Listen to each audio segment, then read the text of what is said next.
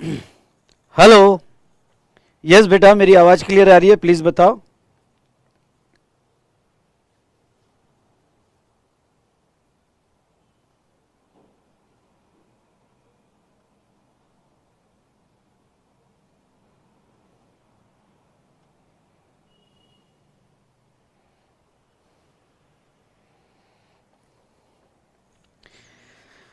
Well, so good evening to all of you. कैसे हो दोस्तों आप सभी लोग? आई होप आप बहुत अच्छे हो गए और मैं भी बहुत अच्छा हूं। तो चलिए दोस्तों, for CA inter January 25 exam के लिए अब यस अप्रोक्सीमेटली 60 डेज बचे हैं और आप जोरों शोरों से तैयारी में लगे होंगे। और यस, अब आपका रिवीजन स्टार्ट हो चुका है। रिवीजन स्टार्ट हुआ कि नहीं हुआ आपका? यस, और आपको जो है यहाँ पे मेरे चार्ट्स, जो चार्ट बुक है, डेफिनेटली हेल्प कर रही होगी। ठीक है, तो चलिए दोस्तों, हम बात करते हैं यहाँ पे रिगार्डिंग टू आज का पहला सेशन, जो रैपिड क्वेश्चंस। तो यहाँ पे मैं आपको बता दूं बेटा कि chapter wise chart book revision जो हमने यहाँ पे आरआर रिवीजन के नाम से ऑलरेडी अपलोड कर चुके हैं, और इस बार जनवरी 25 के लिए कोई खास अमेंडमेंट्स नहीं है, मतलब अमेंडमेंट्स ही नहीं है। तो ऐसे सिचुएशन में सेम आरआर रिवीजन आप कंटिन्यू कर सकते हो। तो जैसे मैंने इसके पहले अनाउंसमेंट वीडियो आपको दिया था, जिसमें मैंने कहा था कि चैप्टर के पहले आप आरआर रिवीजन देख लो और उसके बाद में मेरे साथ रैपिड क्वेश्चंस कर लो, तो आपको डेफिनेटली इजी होगा। तो ये रैपिड क्वेश्चंस जो है हम करने वाले फ्रॉम अवर क्वेश्चनर। तो आपको शेड्यूल कैसे बनाना है, ये स्क्रीन पर आप शेड्यूल देख रहे होगे। तो दोस्तों, यहाँ पे इस शेड्यूल के हिसाब से हम चलेंगे।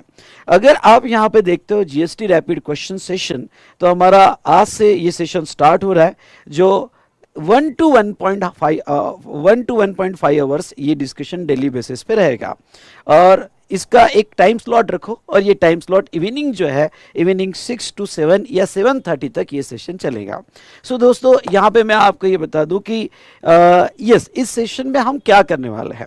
तो आपको सबसे पहले चैप्टर वाइज आरआर रिवीजन देख लेनी है। आपके पास चार्ट बुक होगी, वो चार्ट बुक से आरआर रिवीजन आपको देख लेना है। इससे क्या हो जाएगा, पूरा चैप्टर जो है यहाँ पे रिवाइज हो जाएगा, ब्रशअप हो जाएगा, और सारी चीजें आप रिकलेक्ट कर पाओगे। लेकिन एग्जाम में इंपॉर्टेंट क्या है? एग्जाम में है आपका क्वेश्चन राइटिंग प्रैक्टिस। तो ये रैपिड क्वेश्चंस में मैंने इस पे एम्फेसाइज किया है कि आपका क्वेश्चन राइटिंग प्रैक्टिस कैसे होना चाहिए। तो यस, ये रैपिड क्वेश्चंस में हम ये लेने वाले हैं। अब देखो क्या हुआ कि जो मैंने ऑलरेडी क्वेश्चन डिस्कशन रिकॉर्ड किया हुआ है, तो ये क्वेश्चन डिस्कशन यहाँ पे जो रिकॉर्ड किया है बेटा, उसमें से सिलेक्टेड क्वेश्चंस मैंने यहाँ लिए हैं, और वो सिलेक्टेड क्वेश्चंस आपको देखना है। तो इस तरह से सारे इंपॉर्टेंट क्वेश्चंस पे फ्रॉम आवर क्वेश्चनर आपका डिस्कशन यहाँ पे हो जाएगा। और जो स्टूडेंट्स के पास यहाँ क्वेश्चनर नहीं है, वो यहाँ पे क्वेश्चनर की फिजिकल कॉपी अगर उन्हें चाहिए, तो they can order that questionnaire from our website vsmartacademy.com for CA Inter। तो चलिए दोस्तों, यहाँ पे ये मैं थोड़ा शेड्यूल बता दूं आपको कि आपका रैपिड क्वेश्चन का सेशन मैंने किया कैसे लिया है। दोस्तों, मैंने यहाँ पे कि आपको डे वाइज बताया हुआ है, और आप स्ट्रिक्टली डिसिप्लिन में ये डे वाइज आपको फॉलो करना है। जैसे एग्जांपल के तौर पे आज जो है हम आप कॉन्सेप्ट ऑफ सप्लाई लेंगे, पूरा एबीसी एनालिसिस से मैंने किया हुआ है। तो कॉन्सेप्ट ऑफ सप्लाई लेंगे, फिर आईटीसी ले लेंगे, क्योंकि आईटीसी एक इंपॉर्टेंट चैप्टर है, तो यहाँ पे हम आईटीसी कवर कर लेंगे। एंड देन उसके बाद में exemption, value of supply, time of supply, tax invoice, जो मैंने यहाँ पे हिरार्की दी है, इस हिरार्की के हिसाब से ही आपको चलना है, क्योंकि ये एबीसी एनालिसिस पे हिरार्की दिया है। ओके, तो जो एग्जाम में क्वेश्चंस पूछे जाते हैं, या लास्ट एग्जाम में जो क्वेश्चंस पूछे गए थे, ओके, लास्ट 2-3 एग्जाम्स में, उसके बेसिस पे ओके मैंने ये पूरी हिरार्की बनाई है, और आपको इस हिरार्की के हिसाब से चलना है। आपको क्या करना है, रैपिड क्वेश्चंस के पहले अगर आपने रिविजन वीडियोस देख लिए होंगे, तो फटाफट चार्ट गो थ्रू कर लेना है, सो दैट क्वेश्चंस आपको समझ में आ जाएंगे। और अगर आपने रिवीजन वीडियोस नहीं देखे, तो मैंने बीच में टाइम रखा हुआ है। जैसे ओके, पहले 2 डिस्कशन होने के बाद मैंने सेल्फ स्टडी का टाइम रखा है, जिसमें आने वाले 2 चैप्टर जो है, ओके, यानी एग्जांपल लो संडे 17 को मेरा कोई भी वीडियो नहीं आएगा, तो उस वो टाइम पे आपने जो आगे के 2 चैप्टर्स है, ये 2 चैप्टर्स का यहाँ पे क्वेश्चनर से रिवीजन कर लेना है, सॉरी यहाँ पे चार्ट बुक से रिवीजन कर लेना है। है और उसके बाद में जो है ये रैपिड क्वेश्चंस फटाफट मेरे साथ एक बार रिवाइज कर लेना है। तो इस तरह से जो भी ब्रेक दिया गया है वो आरआर रिवीजन के लिए मैंने आपको टाइम दिया है। तो यस, आपको क्लियरली समझ में आया? यस और नो बोलिए बेटा। तो चलिए स्टार्ट करते हैं रैपिड रिवीजन या रैपिड क्वेश्चंस। ओके, रिवीजन तो आपका हो गया है। तो ये रैपिड क्वेश्चंस में अब हमारा टारगेट रहेगा आने वाले एग्जाम में जीएसटी इस बार 40 पार। यस, जीएसटी में 40 प्लस चाहिए। तो चलिए बेटा, जो मेरे रिकॉर्डेड वीडियोस है रिगार्डिंग टू क्वेश्चंस वो अब रिकॉर्डेड वीडियोस जो है इसके बाद चलाए जाएंगे और ये कुछ selected important questions from every chapter हम यहां डिस्कस कर लेंगे, जो क्रिटिकल क्वेश्चंस है जो एग्जाम के हिसाब से इंपॉर्टेंट है। Are you ready? यस और नो?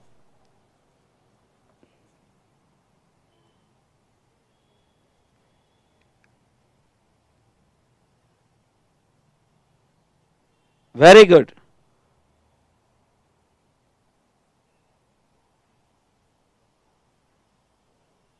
ठीक है, तो अब आप रिवाइज करके भी चैप्टर जो है, आज तो कॉन्सेप्ट ऑफ सप्लाई का डिस्कशन लेंगे आज। हाँ, कॉन्सेप्ट ऑफ सप्लाई। तो हमारा डिस्कशन जो अब स्टार्ट करने वाले हैं, पहले कॉन्सेप्ट ऑफ सप्लाई के क्वेश्चन, इंट्रोडक्शन के क्वेश्चंस, मतलब जो पहला चैप्टर है इंट्रोडक्शन फ्रॉम क्वेश्चनर। ओके, उसके क्वेश्चंस तो थियोरेटिकल है, वो बाद में ओके आपने रीड कर लिया तो भी चलेगा। तो पहला चैप्टर 2 रहेगा हमारा। Okay, chapter 2 from our questionnaire, charging section and concept of supply.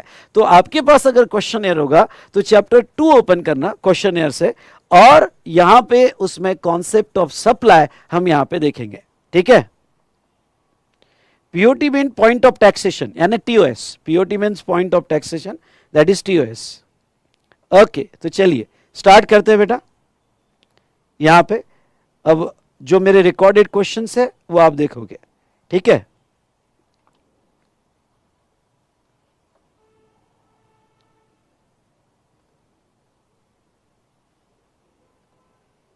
चलो आ जाओ क्वेश्चन नंबर 5 में, क्वेश्चनर में क्वेश्चन नंबर 5 में आ जाओ।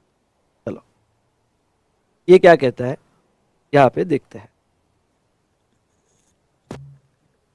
और एक, ठीक है, क्वेश्चन नंबर 5 में यहां आ जाओ। क्वेश्चन देखो कैसा बनाया उन्होंने। अरे बाप रे, कला तो देखो क्वेश्चन बनाने की। और ये सीए इंटर आरटीपी में पूछा गया था, और फिर उसी एग्जाम में 2020 में 22 में इसके ऊपर एग्जाम में क्वेश्चन पूछ लिया आरटीपी में। तो पिछले 2 अटेम्प्ट की आरटीपी अच्छे से करके जाना, उसमें से क्वेश्चन कभी कभी आ जाते हैं। तो चलिए यहां पे एक सवाल है, medicine manufacturer gives a free medicine to the hospital is a consideration. नहीं, चलो ये आ जाओ। The temple of ancestral deity of Mr. Aman Goyal and his family is located in Beri, Haryana. The temple is run by charitable organization registered under Section 12AA of Income Tax Act. The family has got unshakable faith in their ancestral deity. Mr. Aman is a big entrepreneur having flourishing business of tiles in Gurugram. Upon the birth of their first child, he donated 10 lakhs to the said temple for constructing a sitting hall in a temple. The main door of the sitting hall, the nameplate was just a nameplate, was placed donated by Mr. Aman Goyal upon the birth of his first child. बस इतना ही लिखा, भाई पैसा अमन गोयल ने दिया as a act of philanthropy. You are required to examine the levy of GST on donation received from Mr. Aman Goyal. चलिए अब देखो यहां पे आपका एक्सप्लेनेशन कैसे होना चाहिए। 2 बातें हो सकती यहां पे प्रेजेंटेशन करते वक्त। ओके, अभी आपने क्या पढ़ा? अभी आपने अगर बुक में देखते हो तो आपने एक सीबीआईसी क्लैरिफिकेशन पढ़ा। सीबीआईसी ने क्लैरिफाई किया है और वो आपने क्लैरिफिकेशन पढ़ा, आपको समझ गया कि भाई ये सप्लाई नहीं है। पर लिखते वक्त प्रॉब्लम क्या जाता है? लिखते वक्त प्रॉब्लम ये जाता है कि आपको 2 लाइन में तो याद आ गया कि ये सप्लाई नहीं है, ये एक्ट ऑफ फिलोंथ्रफी। लेकिन अगर आप इस 2 लाइन में लिखते हो तो मैं आपको फिर से कहना चाहूंगा मार्क्स नहीं आते हैं, मार्क्स लेते आने चाहिए। इसलिए सबसे पहले तो अपने आप को ओपन करो और ये कहो कि मुझे 5-6 लाइन आराम से अच्छे से लिखनी। ओके, ओपन करो। सिर्फ 2 लाइन में शॉर्ट में आंसर नहीं देना है, फिर ये 5-6 लाइन को अरेंज करना पड़ेगा। अब कभी कभी ऐसे अगर केस स्टडी बेस्ड क्वेश्चंस आते हैं तो यहाँ पे लिखने का थोड़ा प्रैक्टिस चाहिए। न्यूमेरिकल क्वेश्चन में ओके न्यूमेरिकल क्वेश्चन में आप एडजस्ट कर सकते हो। अब देखो इसमें मेरा लिखने का तरीका कैसा है, जब ऐसी कुछ केस स्टडी आती है तो मैं पहले देता हूं लीगल प्रोविजन और उसके बाद में डिस्कशन एंड कंक्लूजन। ओके, उसके बाद में डिस्कशन और कंक्लूजन। अब देखो यहां पे जब आरटीपी रेफर करोगे, क्योंकि मैंने आंसर बिल्कुल आरटीपी के हिसाब से दिए है, तो पहले दे दिया सीबीआईसी क्लैरिफिकेशन कि क्लैरिफिकेशन क्या कहता है। ओके, और उसके बाद में कंक्लूड किया कि भाई क्या यहाँ पे क्विड प्रो को मतलब no obligation, something against return में हमें कुछ देने की जरूरत नहीं है। ओके, क्विड प्रो को मतलब क्या, क्विड प्रो मतलब आप कुछ रिटर्न में देने का ऑब्लिगेशन है, ऐसा कोई ऑब्लिगेशन मेरे अगेंस्ट में नहीं है। तो अब यहां पे आपको प्रैक्टिस कैसे करना है, प्रैक्टिस करते वक्त अभी जब हम लिख के देखेंगे तो आपको कुछ पॉइंट्स का ध्यान रखना है, पहले पढ़ लेना है, पढ़ते वक्त कहीं अगर आपको टफ लाइन जा रही है, टफ वर्ड्स जा रहे हैं, तो उसको सिंपल वर्ड में कोशिश करना है। सिंपल वर्ड में कोशिश कैसे करना है, तो आइदर यहां दिया होगा या फिर बुक में दिया होगा, या खुद ट्राई करो कि उसको और कैसे सिंप्लीफाई कर सकते हो। ओके, कभी कभी एक पैरा को 2 लाइन में भी सिंप्लीफाई कर सकते हो। ओके, तो पॉइंट्स बनाओ, पॉइंट्स बनाने के बाद साइड में रफ में लिखो और वो पॉइंट्स पर आप आंसर राइटिंग करोगे। जैसे ओके, यहां पे मैं आपको 2 मिनट का टाइम देता हूं। ओके, बनाओ कि क्या पॉइंट्स रहेंगे, कौन से सिंपल वर्ड में रहेंगे, कैसे रहेंगे। आइदर बुक में मैंने सिंपलीफाई करके दिए होंगे या यहां से आपको सिंपल ओके हो रहा होगा, तो इस तरह से आपको प्लानिंग करनी पड़ेगी। आगे मैं एक होमवर्क दूंगा, ओके, उसमें आपको पूरा अच्छे से सोचना है, प्रेजेंटेशन करना है। ओके, और इस टाइप का क्वेश्चन रिपीट हो सकता है। तो चलिए, okay, write down legal provision, लिखो legal provision, write down legal provision. ठीक है, लिखा।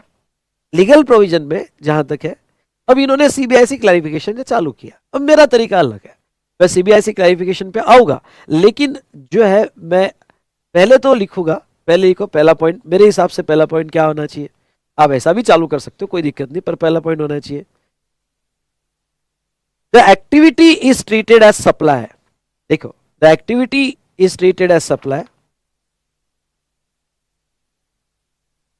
treated as supply only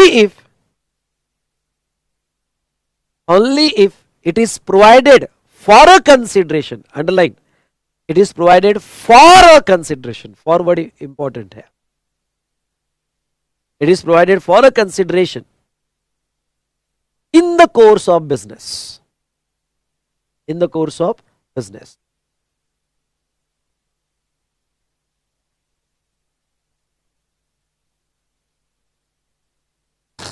हाँ, अब पॉइंट नंबर 2 देखो, CBIC clarification, as per CBIC clarification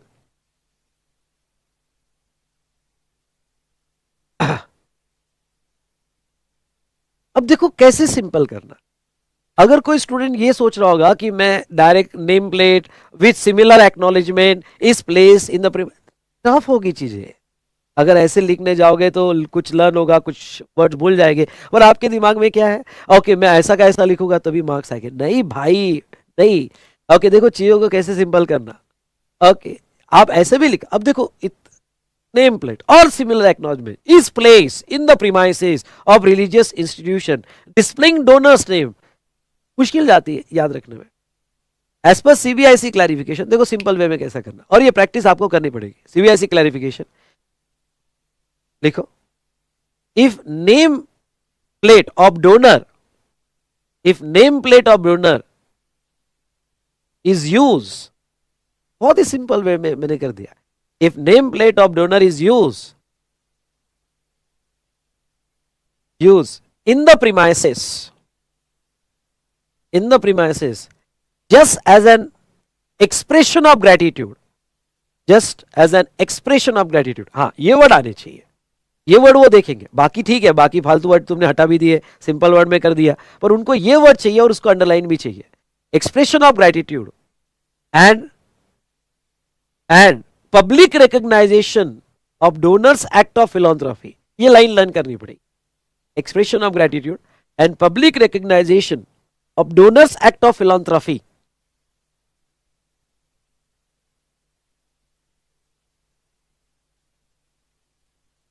then there is no supply of service for consideration, no supply of service for consideration and no GST is payable,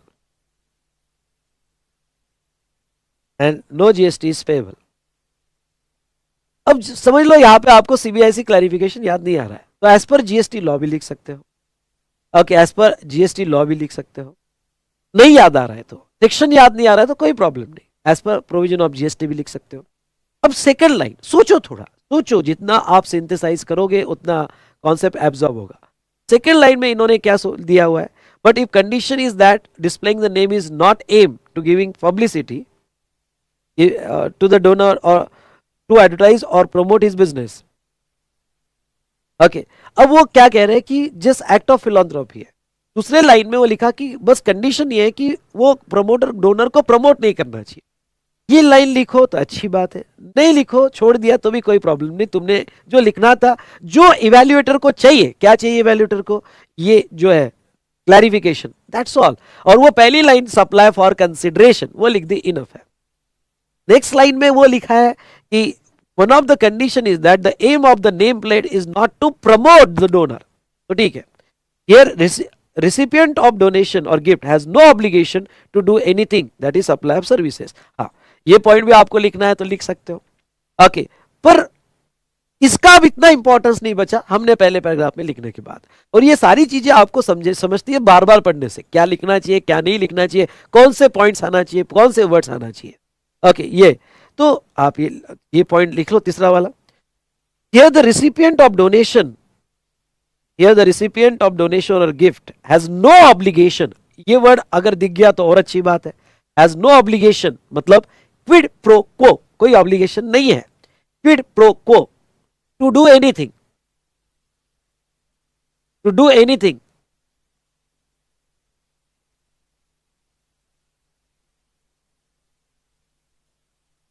to do anything against the donation। थोड़ा मैं उसको change कर रहा हूं, against the donation मतलब जो trust को पैसा मिला, जैसा जिसका, उसके ऊपर कोई ऑब्लिगेशन है to do anything.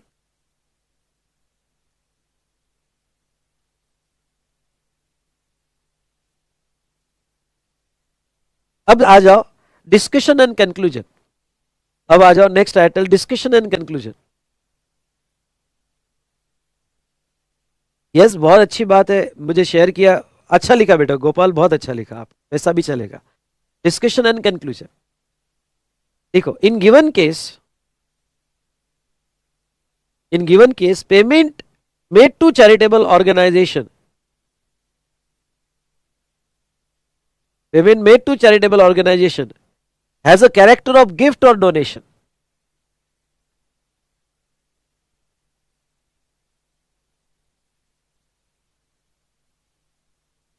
Gift or no donation,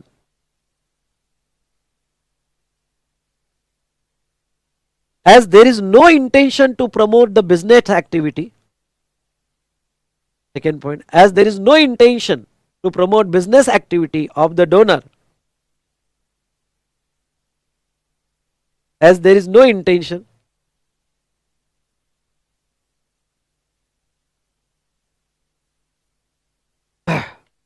to promote business activity of donor,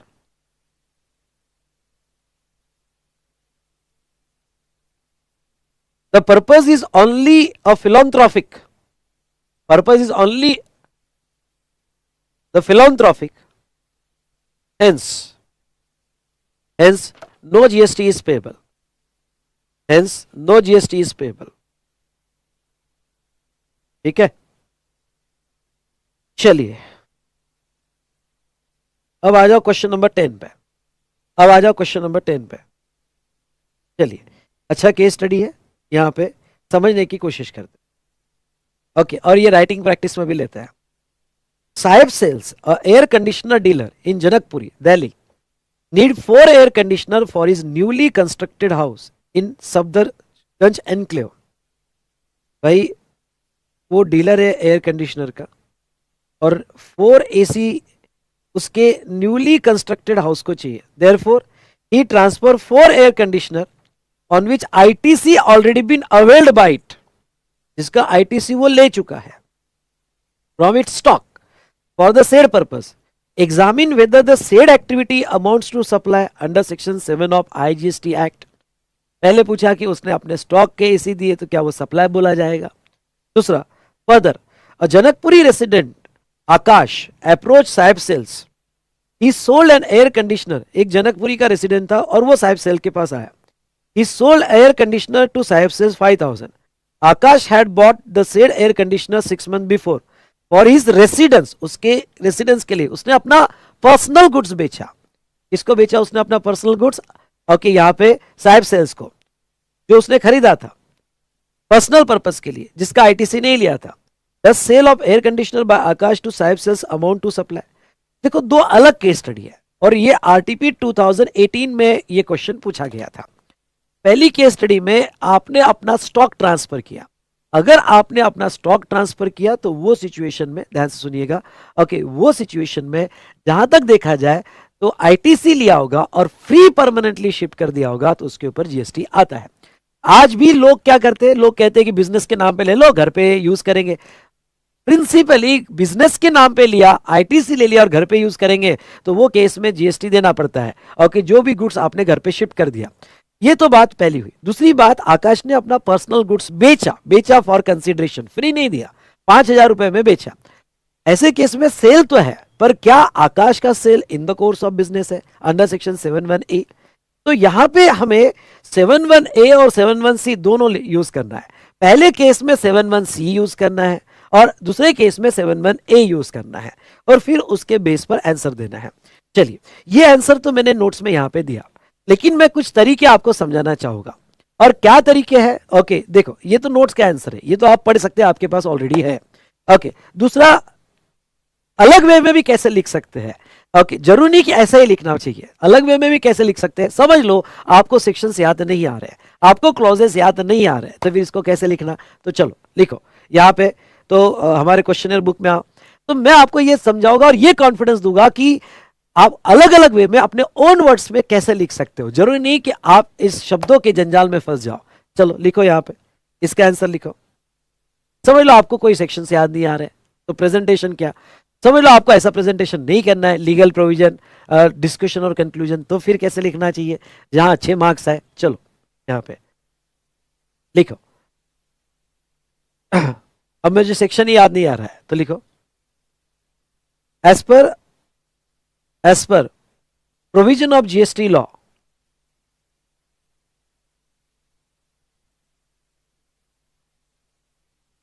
as per provision of GST law, GST law, supply of goods और सर्विसेज, सप्लाई ऑफ गुड्स और services,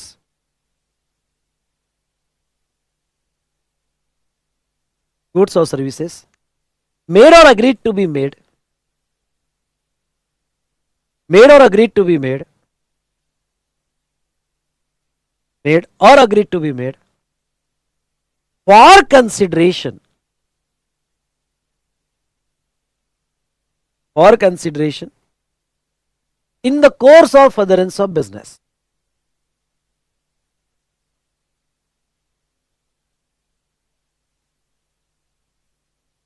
In the course or furtherance of business. Para change लिखो। अगर आपको याद आए तो बहुत अच्छा है, नहीं याद आ रहा है शेड्यूल 1 पैरा 1 वगैरह, तो किस तरह से लिखना? पैरा चेंज लिखो। देयर आर सर्टेन एक्टिविटीज, अब देखो उसको ऐसा लिखना, फिर there are certain activities which are treated as supply,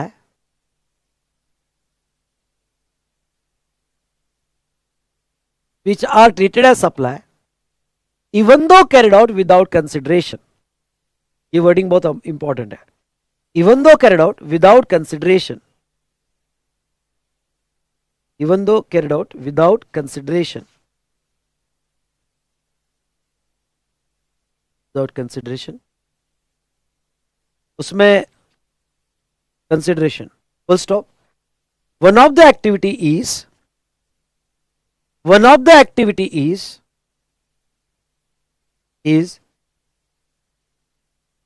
permanent transfer of business asset, permanent transfer of business asset, permanent transfer of business asset on which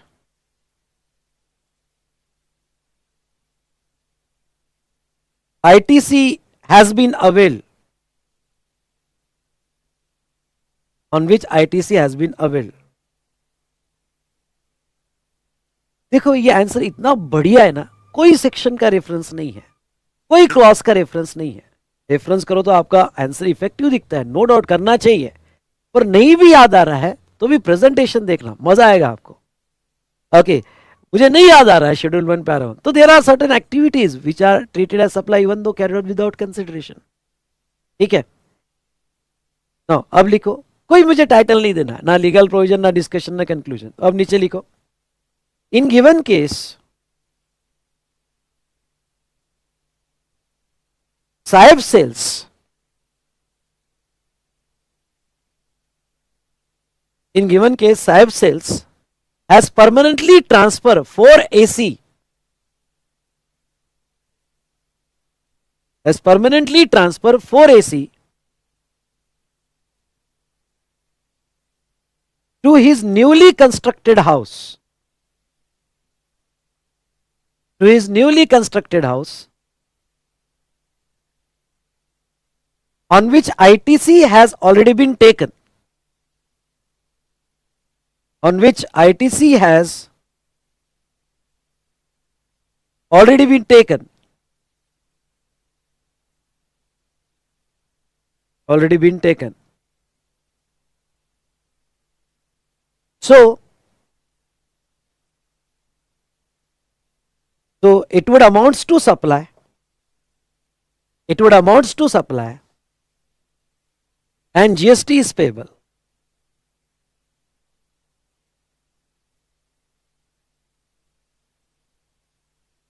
And GST is payable. Then second para change. In second case,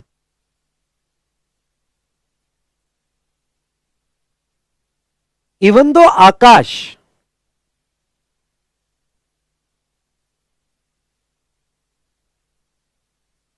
has sold AC to Saib Sale,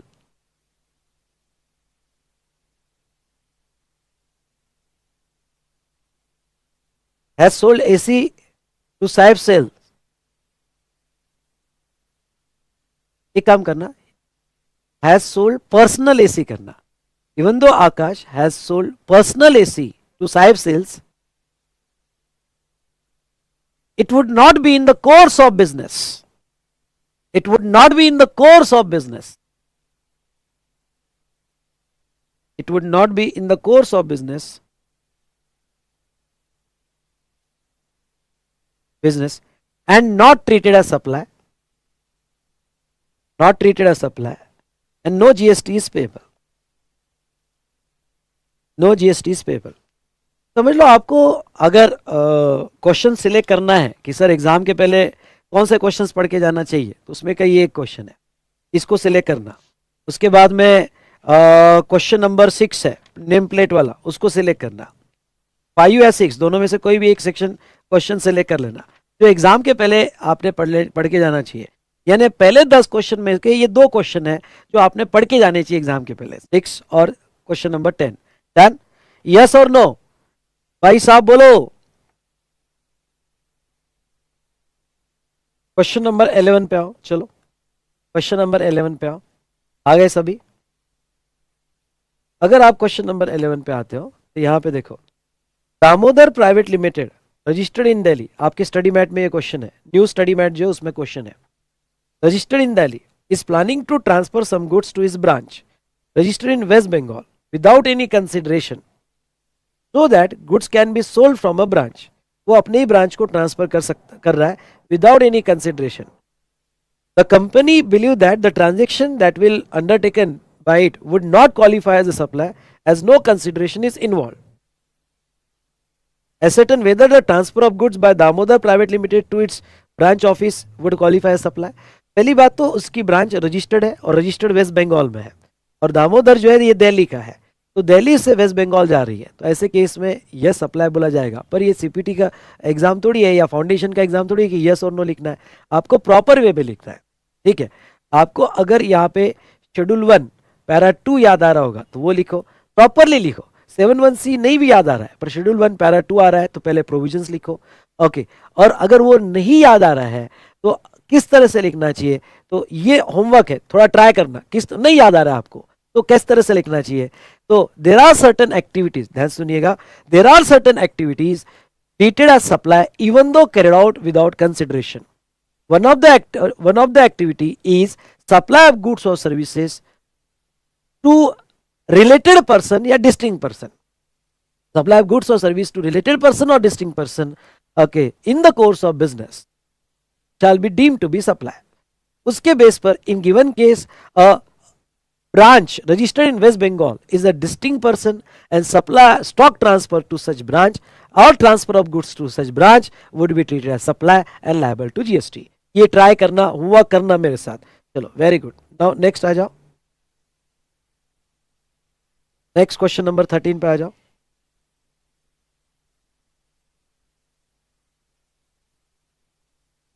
13 पे आ जाओ। हाँ, on occasion of Diwali, Daksh Gold Private Limited distribute gift hamper to its employee, भाई employ को gift दिया, worth 3 lakhs. Does it qualify as a supply? 3 lakh का gift दिया भाई, क्या सप्लाई है? बिल्कुल सप्लाई है, 50,000 के ऊपर है। Would your answer different if gift of 42,000 has been given? 50,000 के नीचे देता तो फिर सप्लाई नहीं होता। 3 लाख का सप्लाई है। लिखने का तरीका ये आप लिखोगे, आपके लिए होमवर्क, सुंदर लिखना, बिल्कुल मजा आना चाहिए, खुद का आंसर पढ़ने में मजा आना चाहिए। कैसे लिखोगे? पहले आप लिखोगे 7(1)(c) पैरा 2 या there are certain activities treated as supply even though carried without consideration one of the activity this. फिर आप ये जरूर लिखोगे कि एम्प्लॉयर एम्प्लॉय, हाँ 50,000 वाला प्रोविजो लिखोगे, और ये पॉइंट जरूर लिखना कि employer employer deem to be related person, वो रिलेटेड पर्सन है और उनको 50,000 तक विदाउट सप्लाई अलाउड है। 50,000 के ऊपर होगा तो सप्लाई और बाद में कंक्लूजन। आपकी ये 3 पॉइंट्स आने ही चाहिए। देखो, कोशिश करो सिंपल वर्ड में और बाद में कंक्लूजन। करोगे ना? यस और नो? तो ये आपके लिए होमवर्क रहेगा।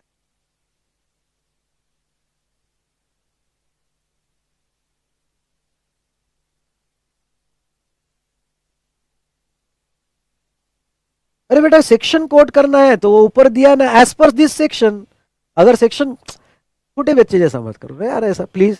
अगर सेक्शन कोड करना है तो एज पर लिख दो, as per this section para 2 और आगे लिखते जाओ। तो स्टार्ट ऐसा करो, एज पर दिस सेक्शन।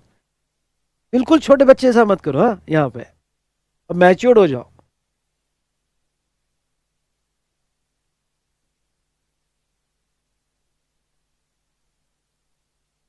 अब क्वेश्चन नंबर 14 पे आओ। क्वेश्चन नंबर 14 पे आओ।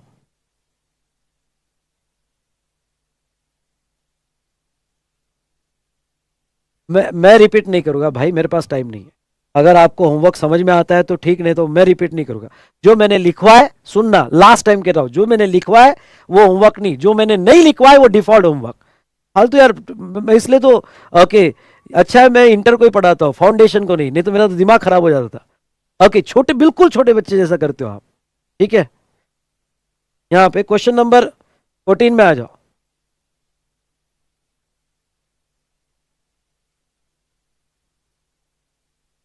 बेटा, गिफ्ट इनफ फाइनेंशियल ईयर बोला है ना, मंथली थोड़ी बोला है, पूरे साल का मिला के 50,000। अगर तू ये महीने में 42,000 दे रहा है, अगले महीने में 42,000 दे रहा है, तो पूरे साल का मिला के गया ना वो एक साल का इनफ फाइनेंशियल ईयर। यहां पे टोटल करना है 50,000 तक। कैसा कर रहे हो यार? पर एम्प्लॉय लिखा ना बेटा।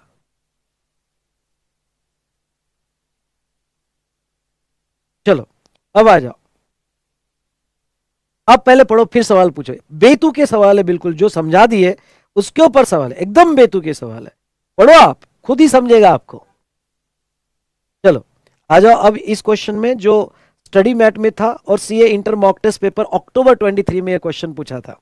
पॉप टेस्ट पेपर में, Gagan engineering private limited registered in Haryana is engage in providing maintenance and repair service for heavy steel machinery. 1 minute, वो सर्विस दे रहे हैं रिपेयर्स एंड मेंटेनेंस, ठीक है।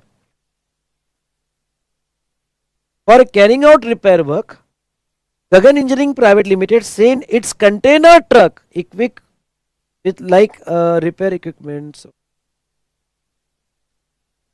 नहीं, ये केस स्टडी रुक जाओ, ये केस स्टडी रुक जाओ, इसके लिए क्लैरिफिकेशन आ गया, ये बाद में लोगा। केस स्टडी बहुत अच्छा है, ओके हाँ, और ये क्वेश्चन भी अच्छा है, यानी सिलेक्टेड क्वेश्चन जो डे बिफोर एग्जाम में ये क्वेश्चन रखना 14, सिलेक्टेड क्वेश्चन का कोई मार्क बना लो, डे बिफोर एग्जामिनेशन जो पढ़ना है उसमें ये 14 पढ़ना है आपको, पर ये मैं बाद में लूंगा क्योंकि इसका क्लैरिफिकेशन बाकी है, ये बाद में लेता हूँ, ठीक है। चलो अब आ जाओ आप क्वेश्चन नंबर 17 में, सॉरी, अब आ जाओ आप क्वेश्चन नंबर 17 में। चलो आ जाओ क्वेश्चन नंबर 17 में आ जाओ। वेरी गुड, चलो क्वेश्चन पढ़ते हैं, क्वेश्चन यहां पे पढ़ लेते, ये हुई ना बात।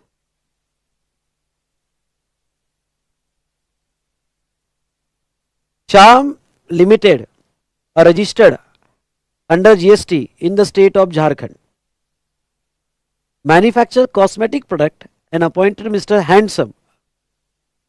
चार्म ने हैंडसम को अपॉइंट किया, हैंडसम ऑफ मुंबई, अच्छा चार्म झारखंड का है और हैंडसम मुंबई का है, तो is registered under GST in the state of Maharashtra, इसका रजिस्ट्रेशन महाराष्ट्र में, as their DCA del credit agent. भाई साहब एक स्टेट से दूसरे स्टेट वाला है, आईजीएसटी का मामला आ सकता है, to sell their product. Being a DCA he agree to raise invoice, being a DCA he agreed to raise invoice in his own name। ओ तेरी, ओके एजेंट खुद का इनवॉइस बना रहा है, and also guarantee for realisation of payment from customer to Charm Limited. Guarantee बोला तो DCA हो गया। In order to realise the payment from customer on time he extend short term transaction base loan, okay and charge interest for the same, और वो आगे interest भी charge कर रहा है और अपना खुद का इनवॉइस दे रहा है। Mr. Handsome provide you following details of the transaction carried out during the month of March। ठीक है, चलो देख लेते हैं क्या ट्रांजेक्शन है। अच्छा नीचे अब कभी जब ऐसा प्रॉब्लम आए ना, और ये क्वेश्चन एग्जाम में पूछा था, सीए इंटर नवंबर 22, ओहो एग्जाम वाला प्रॉब्लम है, रुक जाओ। तो अब नीचे पहले पढ़ लेते हैं। जब भी ऐसा आता है ना कि पहले टेक्स्ट आता है, फिर टेबल आता है, फिर वापस टेक्स्ट आता है, तो टेबल बाद में पढ़ना, पहले करना क्या है नीचे देख लेना। अब देखो नीचे, पहले नीचे का पढ़ लेता हूँ। Applicable rate of tax on both inward and outward supplies is 9% each and 18% for IGST। oh IGST का भी रेट दिया है, हाँ। Amount given above are exclusive of taxes wherever applicable, subject to information given above, necessary conditions are complied with for the availment of ITC। ITC अगर लेना है तो आप समझ कर लो, चलो सारी कंडीशन फुलफिल होगी। You are required to calculate gross GST liability, हाँ चलो एक gross GST liability and eligible ITC भी निकालना है। सर आईटीसी चैप्टर तो हुआ ही नहीं, तभी निकाल लेंगे, हम बहुत होशियार है, ओके निकाल लेंगे। तो ITC for the month of March, March month का निकालना है for mister handsome. Brief note should form a part of your answer.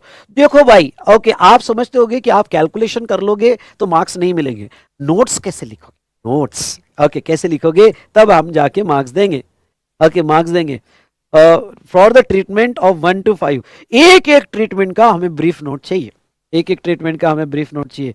तो भाई साहब अब क्या करोगे, ओके भजन करेंगे भजन करेंगे भजन करेंगे, ठीक है ऐसा चलिए हाँ, तो देखते हैं अब क्या दिया है टेबल में। Goods sold by mister Handsome to in his DCA capacity, और वो तो पहले ही बोल दिया कि वो तो इनवॉइस खुद का बना रहा है। तो डीसीए कैपेसिटी में हैंडसम ने बेचा, तो मुझे बताओ, और गुड्स बेचा और हैंडसम खुद का इनवॉइस बना रहा है, तो किसके जीएसटी R1 में जाएगा, हैंडसम के, क्योंकि वो खुद का इनवॉइस बना रहा है। और इंट्रास्टेट ट्रांजैक्शन किया उसने, ओके इंट्रास्टेट 8 मार्क्स के लिए आया था ये क्वेश्चन। इंट्रास्टेट ट्रांजैक्शन किया 2,80,000 का, तो इसका जीएसटी कौन देगा, हैंडसम एजेंट है पर खुद का इनवॉइस दे रहा है, तो किसके जीएसटी R1 में जाएगा, हैंडसम के, तो इसका जीएसटी कौन देगा, मिस्टर हैंडसम देगा। ओके दूसरा, interest earn from above customer for short term credit facility provided for timely payment dues. ओ इंटरेस्ट मिला। अब हमने क्या देखा था, हमने ये देखा था कि अगर अगर पैरा 3 का एजेंट है और हैंडसम खुद का इनवॉइस दे रहा है, यानी डायग्राम 2 वाला एजेंट अगर खुद का इनवॉइस दे रहा है, तो ऐसे सिचुएशन में वो जो इंटरेस्ट कलेक्ट करेगा वो वैल्यू का पार्ट माना जाएगा, इंक्लूडेड इन वैल्यू, क्योंकि वो खुद का इनवॉइस दे रहा है, तो वो डिले पेमेंट ऑफ कंसिडरेशन माना जाएगा। और ये 20,000 भी क्या वैल्यू में ऐड करने पड़ेंगे? हाँ करने पड़ेंगे। और ये इंट्रा मतलब सीजीएसटी एसजीएसटी लगेगा। Next, commission bill raise on Charm Limited. Commission bill भी दिया, किसको? चार्म को। भाई कमीशन कम आया, चार्म को दिया। तो अब ये इसने 2 बिल दिए, एक गुड सेल का दिया जो खुद का बिल दिया, और कमीशन का भी बिल दे रहा है। Okay, on Charm limited interstate supply in respect of DCA service provided. अब उसने कमीशन का भी बिल दिया है भाई। अब कमीशन का बिल इंटरस्टेट है तो उसके ऊपर क्या आ जाएगा? आईजीएसटी आ जाएगा। तो इसके गुड्स का भी इसको ही जीएसटी देना पड़ेगा, और ये कमीशन जो चार्ज कर रहा है उसको भी जीएसटी देना पड़ेगा। ये तो हुआ उसका आउटवर्ड सप्लाई। अब बात करते हैं इनवर्ड सप्लाई की। Interstate supply of goods received from Charm Limited being a DCA, no consideration was paid. Value under section 15, okay, 2 lakhs। हाँ, अब उसने जो 2 लाख का स्टॉक ट्रांसफर लिया है, किससे? चार्म से। अब अगर वो खुद का इनवॉइस दे रहा है तो उसने जो 2 लाख का गुड्स लिया है उसके ऊपर जीएसटी आएगा। स्टॉक ट्रांसफर पे जीएसटी आ जाता है क्योंकि ये पैरा 3 का एजेंट है, तो इसका जीएसटी जो लगेगा तो इसको क्रेडिट मिल जाएगा। इसके 2B में अपडेट हो जाएगा क्योंकि इसका टैक्स सप्लायर ने दिया होगा। अगर इसका टैक्स सप्लायर ने दिया होगा तो इसके 2B में अपडेट हो जाएगा और जीएसटी आ जाएगा। इसकी कमेंट हम देंगे। भाई देंगे, बिल्कुल देंगे कमेंट क्यों नहीं देंगे? Now, receive training in marketing and distribution from charm limited as per DCA agreement free of cost. Company charges 75,000 for such training when it provide the same to others. हाँ, सर्विस फ्री मिली। Okay, ख्याल रहे para 3 सिर्फ goods को applicable है, service को applicable नहीं है।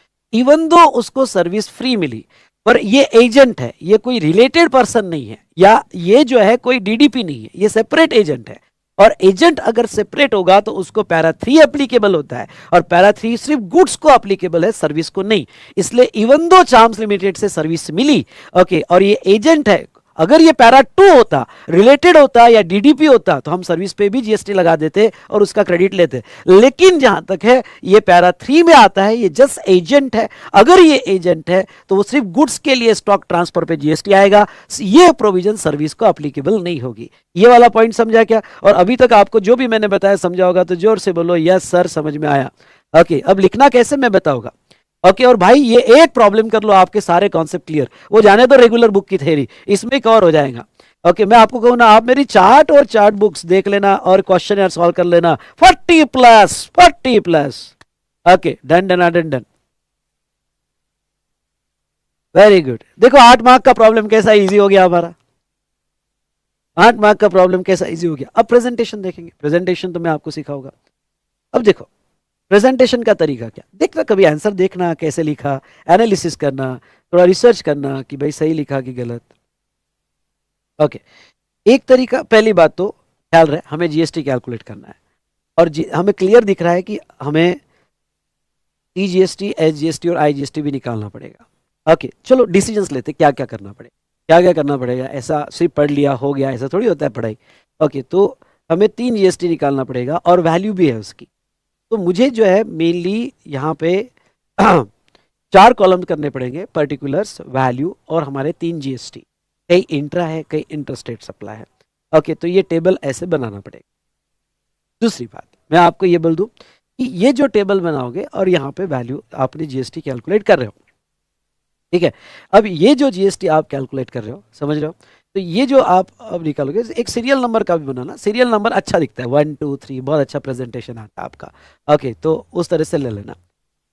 अब हम बात करें, ओके, तो अब प्रेजेंटेशन यहाँ पे इस तरह से लिया। अब हमें नोट्स भी देनी है। वो कहते हैं कि हर चीज की नोट्स हमें पूरी अच्छे से दो। नोट्स जब आप पर्टिकुलर्स लिखते हो तो पर्टिकुलर्स में इनर साइड में भी नोट दे सकते हो। यही दे दिया ब्रैकेट में notes.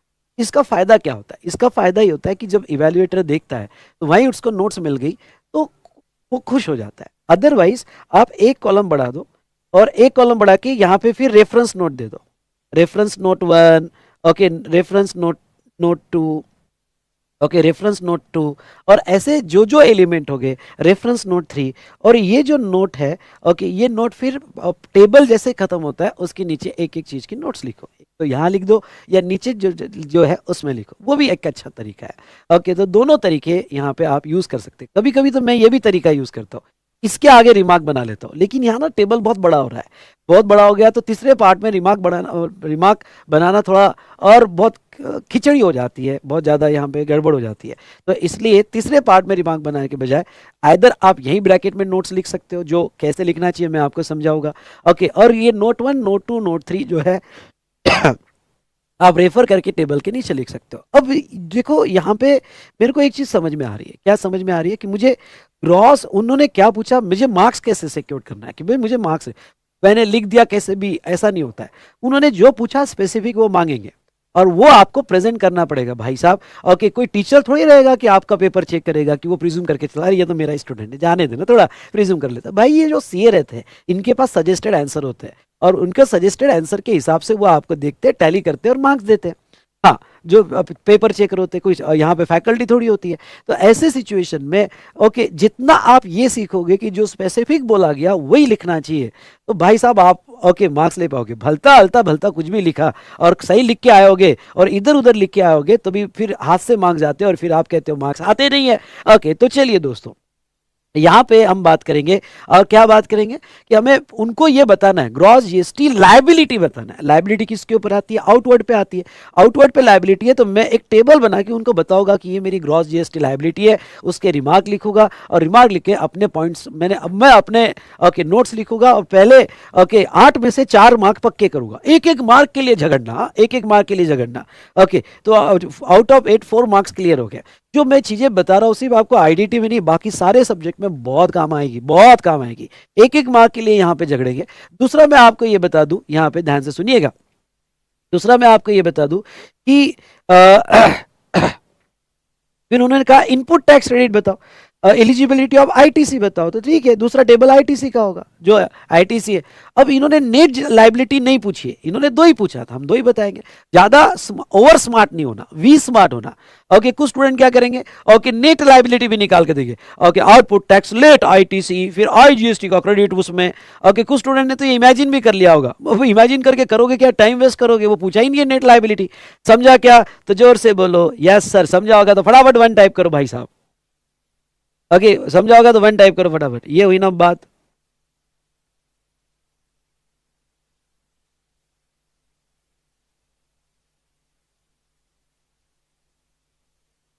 Very good, very good, very good, very good. चलो अब देखो, एज यूजुअल ऐसा प्रेजेंटेशन दिया है वो तो नोट्स में दिया है, मैं ऐसा नहीं करवाऊंगा। अगर आपसे राइटिंग प्रैक्टिस करवा रहा हूं तो प्रेजेंटेशन के अलग टाइप भी कैसे होते हैं, सिंपल कैसे होते हैं, मैं उस पर आपकी प्रैक्टिस कर। तो चलिए दोस्तों, ओके, कैसे टाइटल देना चाहिए, किस तरह से लिखना चाहिए, तो शुरू हो जाओ। यहाँ पे कैसे टाइटल देना चाहिए, किस तरह से लिखना चाहिए, शुरू हो जाओ। चलो बनाओ फटाफट।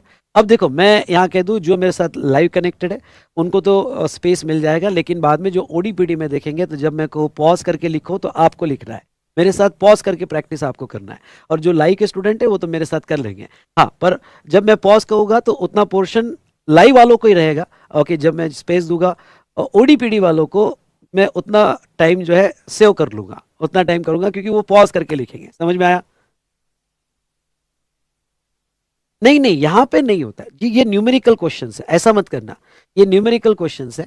न्यूमेरिकल क्वेश्चंस में रिमार्क बेस आपको आंसर लिखना है, लीगल प्रोविजन टाइम वेस्ट मत करना, लीगल प्रोविजन फिर कंक्लूजन फिर टेबल नहीं। जब भी न्यूमेरिकल टाइप्स ऑफ क्वेश्चन आते हैं ना, ओके, तो उसमें रिमार्क बेस आपका अप्रोच होना चाहिए रादर देन हमारा traditional.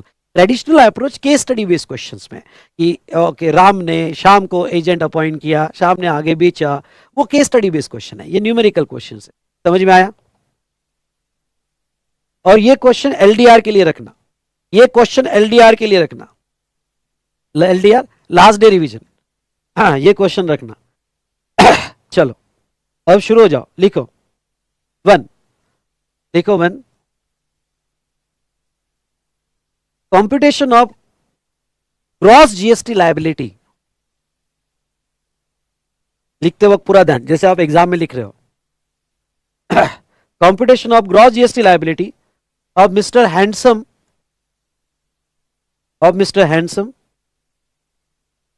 for the month of March 20XX.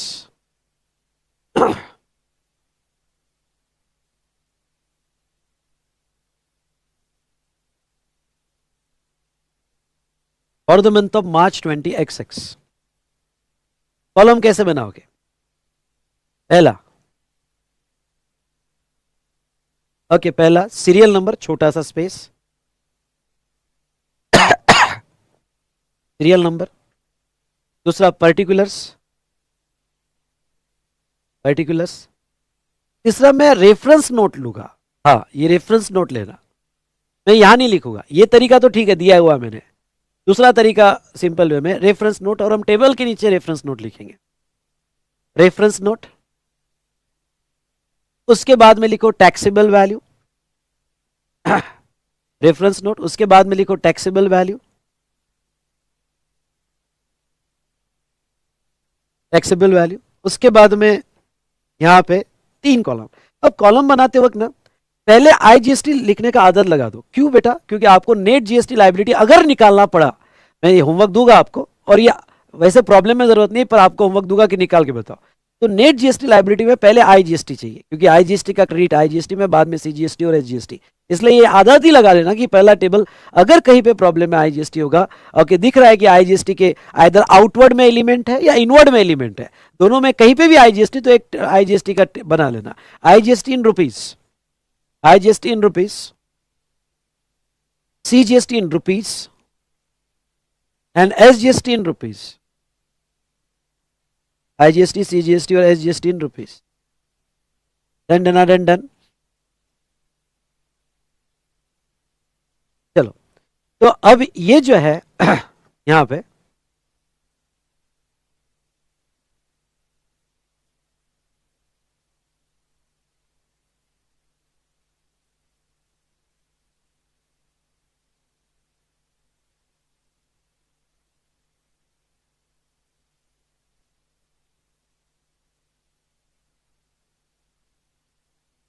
ठीक है।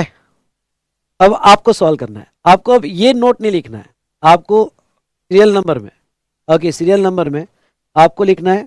अब ये छोड़ दो, आंसर छोड़ दो, अब हम क्वेश्चन से जाएंगे। सीरियल नंबर में 1 लिखना है, ये डिटेल लिखनी है। नोट में रेफरेंस नोट 1 लिखना है, बाकी नीचे लिखेंगे। वैल्यू में 280 लिखना है, उसके आईजीएसटी में डैश करना है क्योंकि इंट्रा है, सीजीएसटी और एसजीएसटी में। तो पहले ये 1, 2 और 3 तीनों एलिमेंट लिखो, शॉर्ट में लिखना। अब इसको शॉर्ट में कैसा लिखना? Goods sold by handsome limited in is DCA capacity, interest earn by handsome limited from buyer.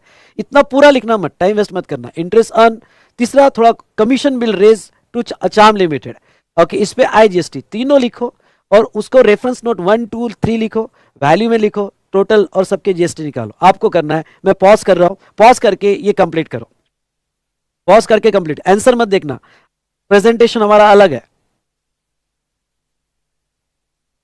तो जो ओडीपीडी में देखेंगे वो पॉज करके कंप्लीट करेंगे। तो भाई साहब आपने जो है वैल्यू लिखी होगी, ओके। अब देखो आपके इसमें रेफरेंस नोट 1 आई होगी, ये आपने नहीं लिखा होगा, नोट्स हम नीचे लिखेंगे। 1 आया होगा, रेफरेंस नोट 2 आया होगा, पहला वैल्यू लिखा 280, ओके, 280 20,000 वैल्यू में ऐड होगा। अब देखो पहला जो 3 लाख है वो एज अ गुड्स टैक्स जाएगा, वो एज अ गुड्स टैक्स जाएगा, जिसका सीजीएसटी और एसजीएसटी आपने निकाला होगा। और दूसरा जो होगा वो ब्रैकेट में जरूर लिखना, कमीशन वाला ब्रैकेट में लिखना SOS, supply of service. Commission वाला जब लिखा होगा तो ब्रैकेट में लिखना, ब्रैकेट में supply of service, supply of service लिखना। नोट 3 हम देंगे, जिसकी वैल्यू लिखोगे अंदर आप 30,000, वैल्यू लिखोगे अंदर 30,000, 5,400। चलो टोटल कर लो, टोटल कर लो आप, या वैल्यू की टोटल करने की जरूरत नहीं, टोटल जीएसटी लायबिलिटी, सिर्फ जीएसटी की टोटल कर लो। कर लिया टोटल सभी ने जीएसटी लायबिलिटी?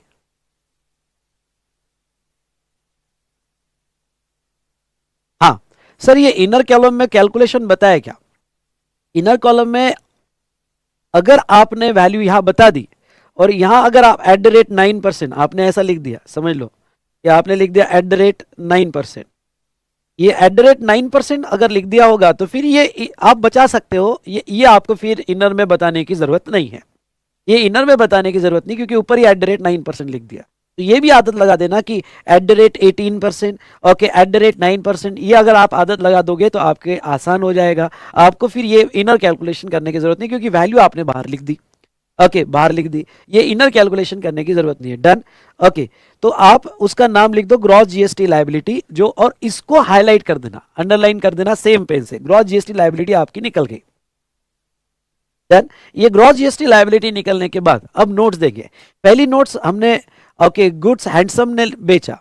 ओके, हैंडसम में बेचा थी, इसको सिंपल वर्ड में नोट किया, पहले तो गुड्स बेचा उसका नोट, तो हम देंगे कि हैंडसम ये ओन इनवॉइस इशू कर रहा है, इसलिए ये पैरा 3 का एजेंट है। और अगर ये पैरा 3 का एजेंट है, पैरा 3 का एजेंट है, तो GST is payable by handsome limited. Okay, GST is payable by handsome limited, उसका नोट 1 देखिए। तो चलो लिखो, मैं जैसा नोट वहां पे आपको दे रहा हूं। ओके, टेबल के नीचे लिखो नोट 1, ये भूल जाओ ये क्या किया है, हम अलग वे में प्रेजेंट कर रहे हैं। Note 1, do it fast. तो नोट 1 जो है यहां पे लिखो,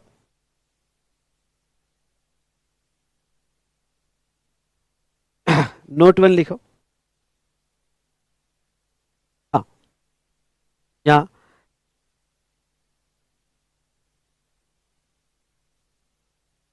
हैंडसम, अब देखो यहां लीगल प्रोविजन पूरा लिखने की जरूरत नहीं, जहां रिक्वायर्ड होगा उसके हिसाब से लिखेंगे, आंसर को लेंथी मत बनाना। ओके, तो इसको लीगल प्रोविजन और कंक्लूजन कंबाइन करके कैसे लिखना चाहिए, जो शॉर्ट में हो जाएगा, लिखो। Okay, in given case, in given case handsome, mister handsome a DCA, mister handsome a DCA is issuing own invoice, is issuing own invoice, hence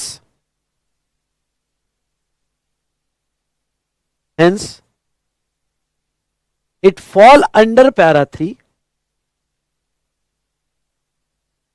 it fall under para 3। और अभी स्टॉक ट्रांसफर मत लिखना, अभी वो para 3 में आ रहा है, और उसने जो बिल दिया 280 का, उसने जो बिल दिया है 280 का, उस पे वो जीएसटी देगा, ये लिखना है। स्टॉक ट्रांसफर पे जीएसटी आएगा, जो चार्म ने उसको दिया वो वहां कमेंट लिखेंगे, चार्म ने उसको दिया वो स्टॉक ट्रांसफर पे जीएसटी आएगा, वो वहां लिखेंगे कमेंट। डन। तो हमने क्या लिखा, he is fall under para 3 and GST on his outward supply of goods, GST on his outward supply of goods, outward supply of goods made on the behalf of Charm Limited, GST on his outward supply of goods made on the behalf of Charm Limited is payable by DCA, is payable by DCA. Now second, interest, अब note 2 लिखो,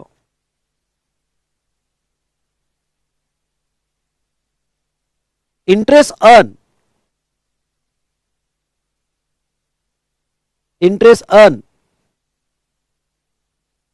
on short term credit to buyer, interest earn on short term credit to buyer, short term credit to buyer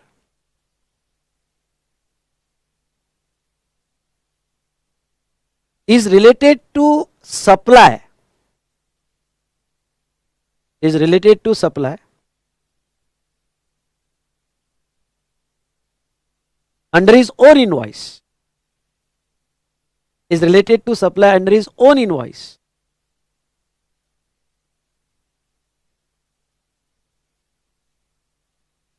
under his own invoice, hence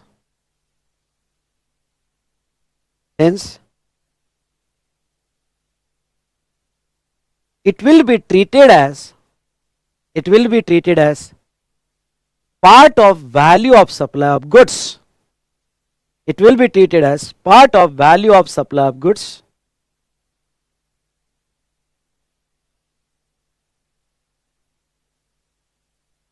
part of value of supply of goods and included in the value, and included in the value.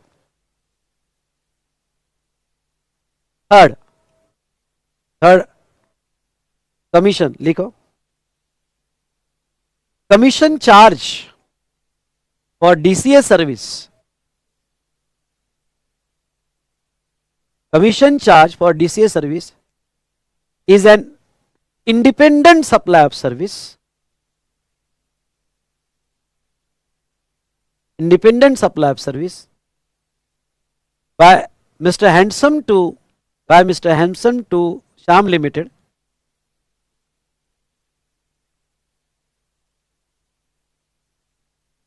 hence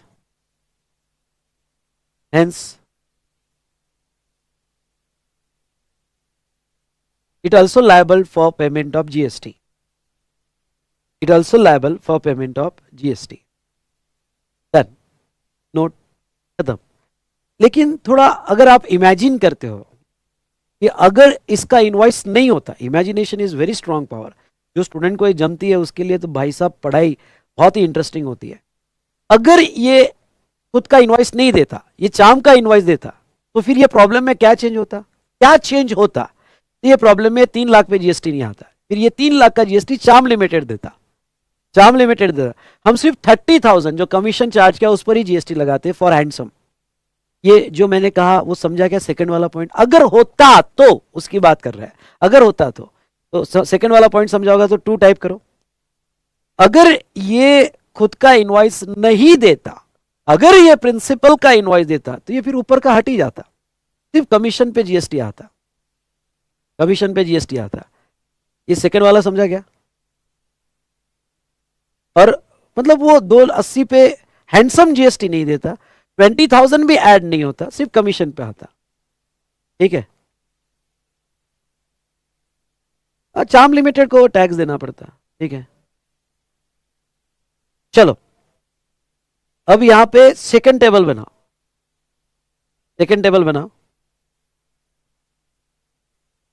अब दूसरा क्या पूछा उन्होंने? Competition of eligible ITC for the month of March. अब handsome को stock आया और ये शेड्यूल, ये पैरा 3 का एजेंट है और स्टॉक आया, तो नो डाउट वो स्टॉक ट्रांसफर पे जीएसटी आता है. प्रिंसिपल उसका जीएसटी देगा तो इसको क्रेडिट मिलेगा, हैंडसम लिमिटेड को क्रेडिट मिलेगा. भाई साहब मैंने ऐसे ही टाइम थोड़ी दिया वो जीएसटी R1 2 भी एक्सप्लेन करने को. जब तक वो नहीं समझाता था, चैलेंज कहते हो आपको ये नहीं समझेगा. और कभी आपने अगर किसी से जीएसटी पढ़ा होगा, जो जरूर फीडबैक बताना, जीएसटी पढ़ा होगा तो कुछ नहीं समझा होगा तब, अब आपको समझ में आया होगा. और एग्जाम में क्वेश्चंस कैसे आते हैं ये आपको समझ में आया होगा. ओके, अगर सच में मैं जो कह रहा हूं आपको कन्विंस हो रहे तो फीडबैक जरूर देना कि कितना आपको इसका इंपॉर्टेंस समझा होगा. चलो, competition of eligible ITC for the month of March 20XX. देखो अब ये आईटीसी लेगा तो टेबल ऐसा ही बनाना. आईटीसी में टेबल, एक काम कर ला, टेबल में बना के देता हूं. हम आईटीसी लेने वाले हैं पर इसकी भी नोट्स लिखेंगे. लिखो पहला सीरियल नंबर, दूसरा पार्टिकुलर्स, तीसरा रेफरेंस नोट. आप अंदर भी रेफरेंस नोट लिख सकते हो, बाहर भी लिख सकते हो. तीसरा रेफरेंस नोट्स. चौथा वैल्यू लिखना, टैक्सेबल वैल्यू. पर हम आउटपुट नहीं निकाल रहे, हम इनपुट की वैल्यू ले रहे हैं क्रेडिट के लिए. Taxable value. नेक्स्ट ये 3 टेबल बना लो.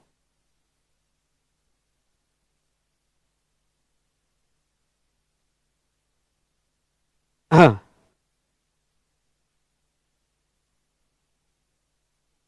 वो केस में ओके, चाम लिमिटेड, अगर चाम लिमिटेड ये ओन इनवॉइस नहीं होता तो चाम लिमिटेड 280 पे जीएसटी देता, इंटरेस्ट ऐड नहीं करता उसमें, क्योंकि वो फिर केस डायग्राम 2 की हो जाती, उसमें इंटरेस्ट ऐड नहीं होता. चाम लिमिटेड अगर जीएसटी देता, इनवॉइस इसका नहीं होता तो 280 पे ही देता. ठीक है. चलो अब आंसर मत देखो. ओके, आपको क्या करना है? आपको 2 लिखना है. इंटरस्टेट सप्लाई रिसीव्ड फ्रॉम चाम लिमिटेड, वैल्यू 2 लाख रुपए, नोट दे देंगे. वैल्यू 2 लाख रुपए, वो आपको फ्री मिला, पर जिसकी मिला आपको फ्री क्योंकि स्टॉक ट्रांसफर था, पर उसकी value as per rule 2 lakh थी, उसका आईजीएसटी निकाल लेना.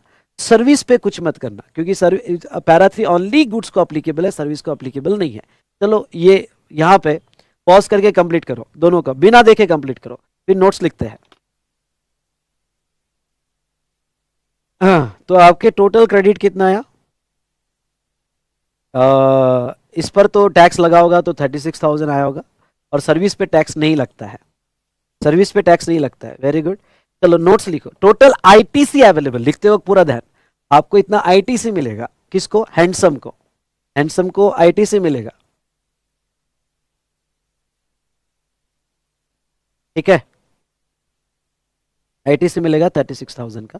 चलो लिखो नोट्स नीचे। अब ये नोट नंबर आपने क्या लिखा होगा? 3 तो हो गई ऊपर। ओके, यार रेफरेंस नोट 4 दिया होगा, 4 एंड 5 दिया होगा आपने रेफरेंस नोट। आई होप इतना कॉमन सेंस तो होगा। अब नोट नंबर नीचे 4 लिखो, नोट नंबर 4 लिखो इस टेबल के नीचे। देखो देखो, mister handsome, Mr. Handsome issuing his own invoice. Mr. Handsome issuing his own invoice. Hence,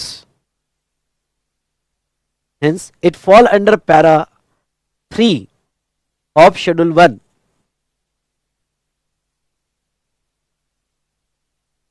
It fall under para 3 of schedule 1.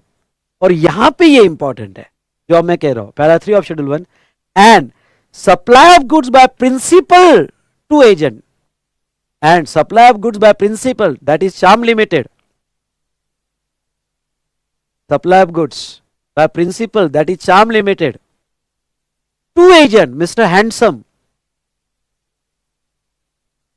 Mr. Handsome without consideration, ये बहुत इंपॉर्टेंट है, without consideration, ब्रैकेट में स्टॉक ट्रांसफर, ब्रैकेट में stock transfer, bracket complete, is liable to GST, is liable to GST, is liable to GST.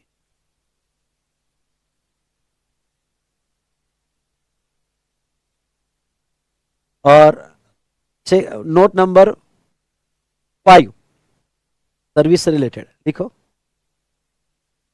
Para 3 is applicable. Para 3 is applicable only for supply of goods. Only for supply of goods. And not for supply of services. And not for supply of services.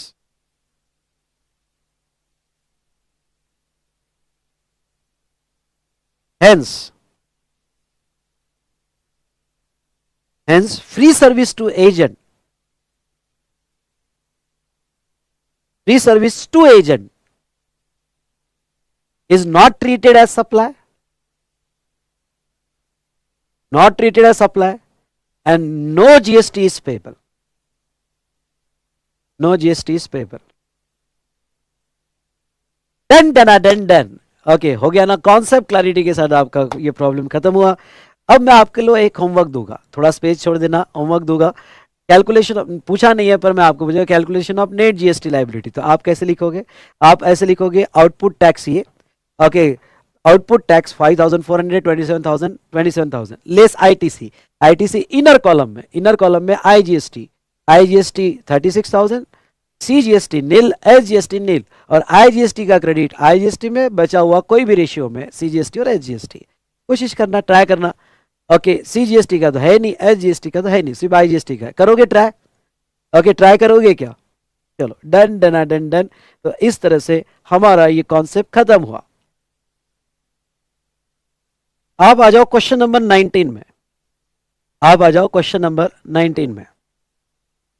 ये question LDR में रखना, last day revision में question number 19 LDR में रखना। आगे सभी ठीक है?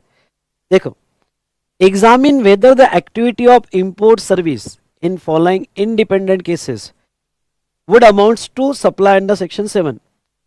आपको बताना है कि वो सप्लाई है या नहीं है, और वो इंपोर्ट ऑफ सर्विस है। मतलब आपको 2 सेक्शन में खेलना है, 7(1)(b) और पैरा 4 ऑफ शेड्यूल 1, इन दो सेक्शंस में आपको खेलना है, ठीक है। चलो अब देखो पहला केस, ध्यान से देखना।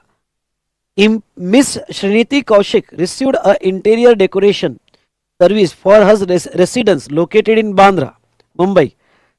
एक मिनट, उसने इंटीरियर डेकोरेशन सर्विस रिसीव किया, ओके, फॉर रेसिडेंस के लिए किया, मतलब पर्सनल पर्पस के लिए किया, from mister Rachel of Sydney Australia. Amount paid for said service 5000। पहले तो डिसाइड करो, स्टेप नंबर 1, कंसिडरेशन है या फ्री है। पहले डिसाइड करो कंसिडरेशन है या फ्री है। इसमें 5000 पे किया है, डॉलर पे किया, मतलब कंसिडरेशन है, उसने पे किया है, तो फिर इधर आने की कोई जरूरत नहीं है। फिर 71B पढ़ो, और 71B ये कहता है कि अगर कंसिडरेशन होगा तो किसी से भी ले भाई सर्विस, किसी से भी ले, रिलेटेड अनरिलेटेड ब्रांच किसी से भी ले, अगर कंसिडरेशन है, whether or not for business, come on, whether or not for business, okay, वो सप्लाई माना जाएगा। ख्याल रहे, और स्मार्ट मत बनना। उन्होंने जस्ट ये पूछा कि सप्लाई है या नहीं है, उन्होंने ये नहीं पूछा ओके कि भाई जीएसटी आएगा या नहीं आएगा। तो आपका answer restricted to supply, okay, restricted to supply मतलब क्या, मतलब यहाँ पे ये 71B में ओके क्या माना जाएगा, 71B में सप्लाई माना जाएगा, ओके, 71B में सप्लाई माना जाएगा, whether or not for business, okay, whether or not for business. ये समझा क्या, 1 समझा होगा तो 1 टाइप करो, 1 समझा होगा तो 1 टाइप करो। दूसरा, सेकंड, और ये सारी इंडिपेंडेंट केसेस है, मतलब एक में से कोई कंसर्न इसका नहीं है। चलो नेक्स्ट, नेक्स्ट अगर हम देखें तो mister Shriniti Kaushik received interior decoration service for her residence located in Bandra Mumbai for from her brother mister Varun residing in Sydney Australia. Brother wholly dependent on Miss Sriniti. Further, Mr. Sriniti did not pay a consideration for the said service. पहले अब ये did not pay मतलब free है, पहला case. दूसरा case ये free है, okay, free है और ब्रदर से लिया, ओके। अब देखो फ्री है तो अब आ जाओ पैरा 4 ऑफ शेड्यूल 1 में। अगर आपने ब्रदर से यानी रिलेटेड से लिया होगा, रिलेटेड से लिया, क्या ब्रदर रिलेटेड माना जाएगा? सडनली हाँ मत बोलना, ओके। स्पाउस और चिल्ड्रन वो रिलेटेड ही माना जाएगा, पर brother sister parents grand parents ये रिलेटेड तभी माने जाएंगे जब वो डिपेंडेंट होगा। तो क्या उन्होंने खुद दिया है, वोली डिपेंडेंट है, हाँ वोली डिपेंडेंट है, मतलब वो रिलेटेड माने जाएंगे। लेकिन पैरा 4 क्या लगता है कि अगर आपने सर्विस इंपोर्ट की और वो सर्विस जो इंपोर्ट की रिलेटेड से की और बिजनेस के लिए ली की होगी, प्री इंपोर्ट सर्विस पे जीएसटी तभी आ जाएगा जब वो बिजनेस के लिए लिया होगा। तो आपने ओके बिजनेस के लिए नहीं लिया, उसने रेसिडेंस के लिए लिया, इसलिए इसका रीजन ये रहेगा कि हाँ रिलेटेड से लिया पर नॉट फॉर बिजनेस, तो इसके ऊपर जीएसटी नहीं आएगा। समझ में आया क्या आपको? नाउ ये सेकंड केस था। Now third case, will your answer change in above case? Above case मतलब 2, if Miss Trinity has taken an interior decoration service with regard to her business premises and not for residence, yes, study mat में question है और ये RTP का भी question है, exam में आने के लिए तड़प रहा है, तो ऐसे केस में आपका आंसर चेंज हो जाएगा। ओके, प्रेजेंटेशन क्या लिखा है या होमवर्क दो, कर पाओगे? फिर यहाँ पे जीएसटी आएगा, कर पाओगे? होमवर्क दो, ये एक प्रॉब्लम, कर पाओगे क्या?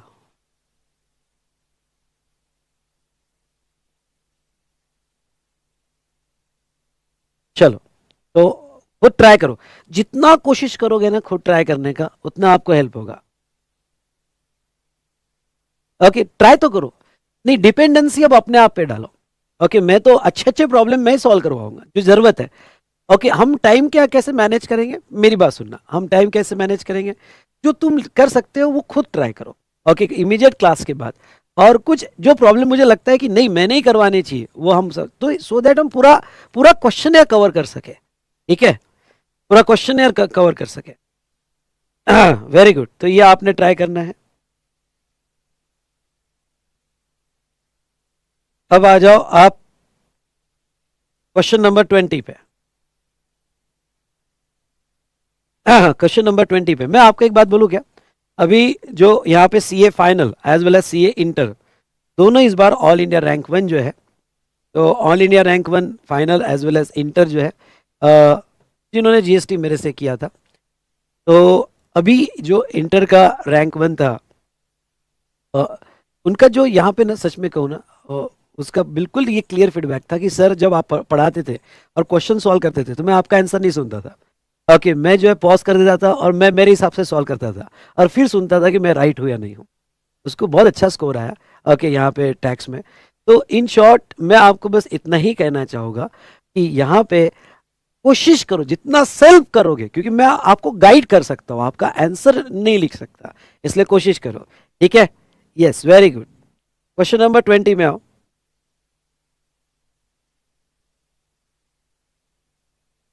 देखो, ये भी स्टडी मैट में क्वेश्चन है। Examine whether following activity would amount to supply under section 7, read with schedule 1। Sulekha manufacturers have a factory in Delhi and depot in Mumbai. Both these establishments are registered in respective state. Finished goods are sent from factory Delhi to Mumbai depot without consideration, so that the same can be sold from depot. तो ये para 2 का supply, ये तीनों बहन भाई है, para 2, para 3, para 4। Okay, तीनों बहन भाई है, तो ये पैरा 2 का सप्लाई माना जाएगा। Okay, Raman is an architect in Chennai, his brother who is settle in London is well known lawyer. Raman has taken a legal advice from in free of cost with regard to family dispute. अब देखो, brother जो है who is settled in London, well known lawyer, Raman has taken legal advice.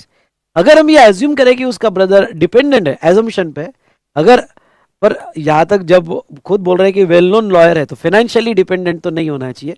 Okay, तो आप ऐसा भी answer लिख सकते हो कि brother is not related person. अगर वो रिलेटेड पर्सन नहीं है तो फ्री सर्विस पे जीएसटी नहीं आता है।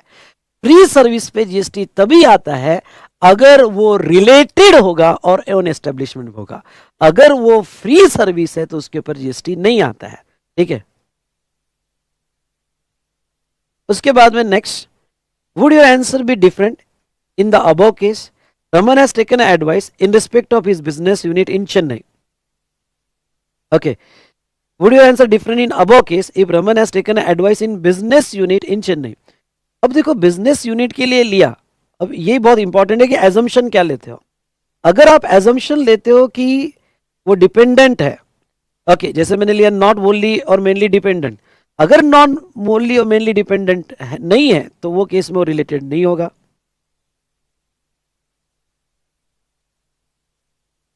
ओके, रिलेटेड नहीं होगा।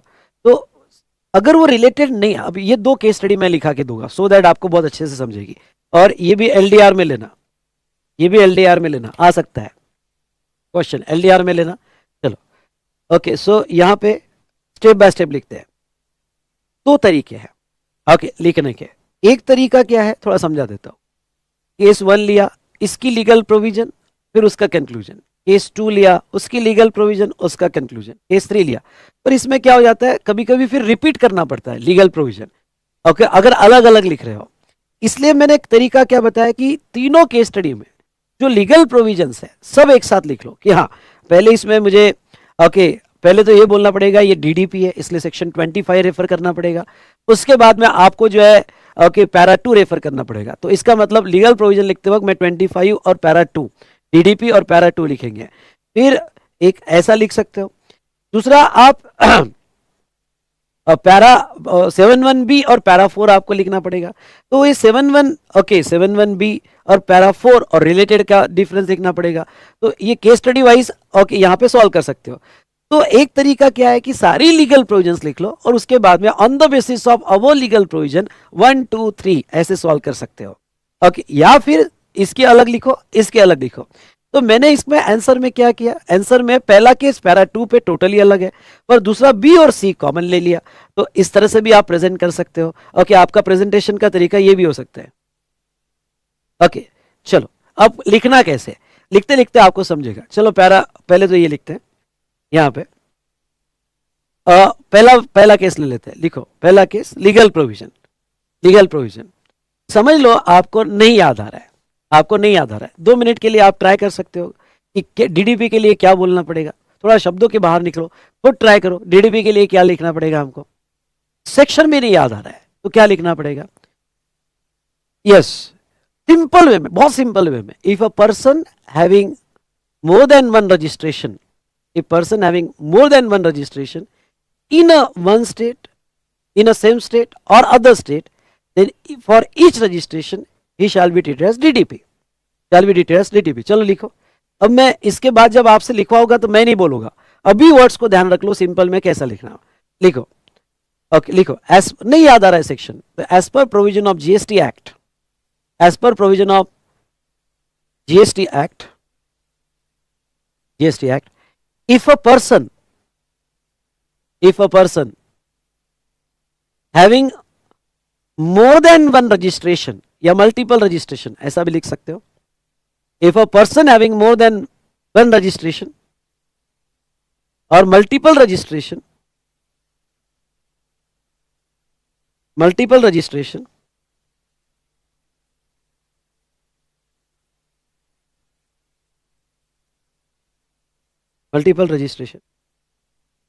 then in a same state or different state, then for each such registration, then for speed रखना, then for each such registration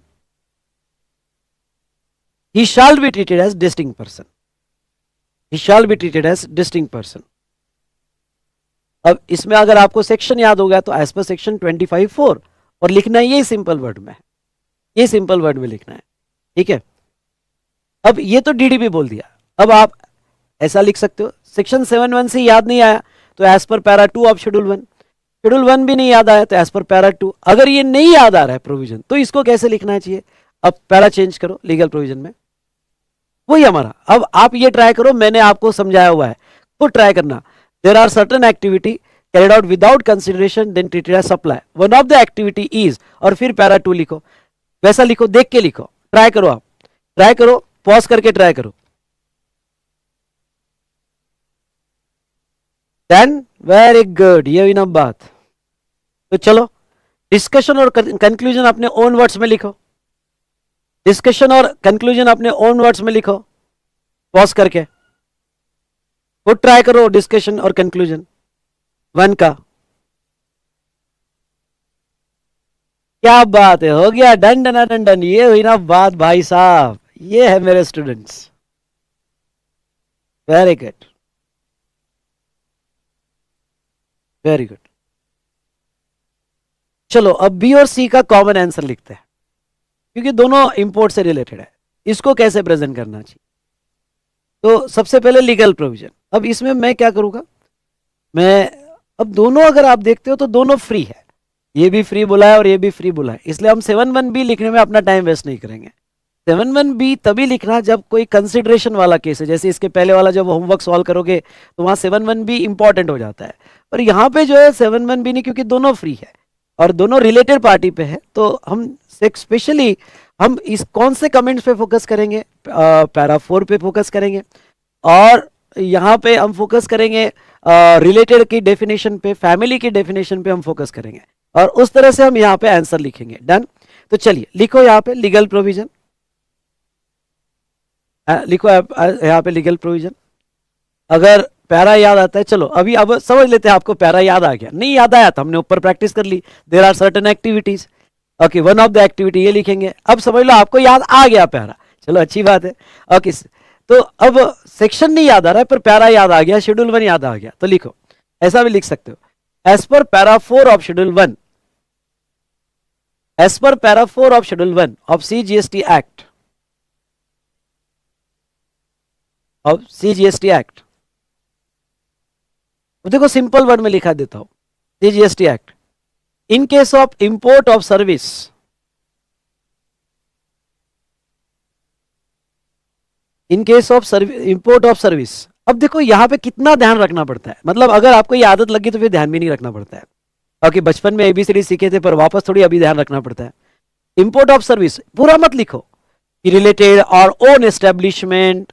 okay, पूरा नहीं. दोनों केस अगर केयरफुली देखते हो तो सिर्फ रिलेटेड है, तो फिर ओन एस्टेब्लिशमेंट में भी टाइम मत वेस्ट करो. Import of service, in case of import of service from related person, from related person, ये वर्ड जरूर लिखना. Related person located outside India, underline करना, related person located outside India, located outside India, without consideration, ये word आना ही चाहिए, without consideration, without consideration. अब देखो इतना कुछ लिखने की जरूरत नहीं है, इन द कोर्स और furtherance of business, without consideration for business, for business लिख दिया तो भी खत्म, सिंपल, बहुत सिंपल, पर सारे पॉइंट्स कवर हो रहे हैं, बहुत सिंपल पर सारे पॉइंट्स कवर हो गए, for business, for business, then it is treated as supply, then it is treated as supply. तो मैंने कौन सी चीजें कट छट कर दी, रिलेटेड था इसलिए वही लिया, एस्टेब्लिशमेंट की जरूरत नहीं थी क्योंकि ब्रांच से नहीं आया, और in the course of furtherance of business, अरे इतने कॉम्प्लिकेटेड वर्ड याद रखते क्या, for business, then treated as supply. अब यहां पे लिखना रिलेटेड की डेफिनेशन, अब सेक्शन नहीं याद आ रहा है आपको, एक्सप्लेनेशन टू सेक्शन 15, और ये भाई साहब कम है क्या पढ़ने के लिए, ओके तो ऐसा लिखो।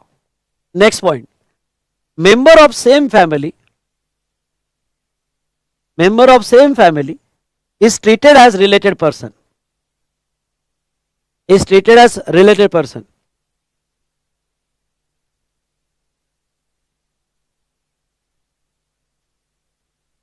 related person, and brother if wholly dependent on the said person, if brother is wholly dependent on the said person, then only treated as related person, then only treated as related person। भाई ये line evaluator को बताना है, ये line देख लेना तो शायद वो आपका आंसर भी नहीं पड़ेगा, वो बोलेगा लड़का टैलेंटेड है भाई साहब, ओके जिसका भी क्लास लगा होगा ओके लड़का टैलेंटेड है, छोड़ो इसको, आगे क्या पढ़ते हैं इसका आंसर सही होगा, इसका आंसर ओके तो ये लिख दिया तो इनफ, इस लास्ट लाइन को अंडरलाइन कर लेना, लास्ट लाइन को अंडरलाइन कर लेना। अब डिस्कशन एंड कंक्लूजन, हाँ अब इसको डिस्कशन को कैसे सिंप्लीफाइड करना, पहले तो मैं एक लाइन में बोल दूंगा और ओके और ये एक लाइन में बोलूंगा कि यहां पे, हाँ पहले ये लाइन में बोल दूंगा कि यहां पे जो है ब्रदर जो है वेल नोन लॉयर है, हेंस वी अज्यूम दैट कि he is not a dependent on, okay Sulekha, he is not dependent on Raman, he is not dependent on Raman, और फिर अकॉर्डिंगली मैं बी और सी का आंसर दूंगा। पहले तो लिख देता हूं कि वो डिपेंडेंट नहीं है, नॉट ओनली और मेनली डिपेंडेंट ऑन रमन। देखो यहां पे लिखो, in given case, in given case brother of mister Raman, in given case brother of mister Raman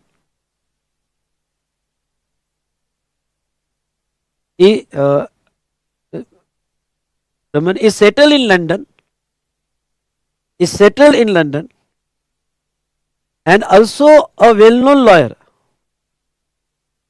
and also a well-known lawyer, well-known lawyer,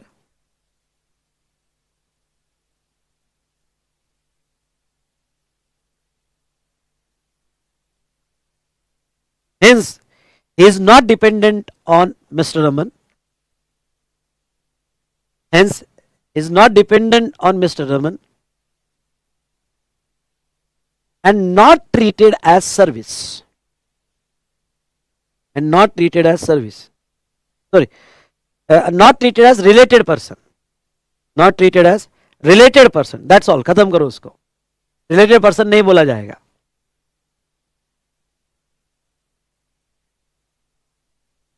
next लिखो,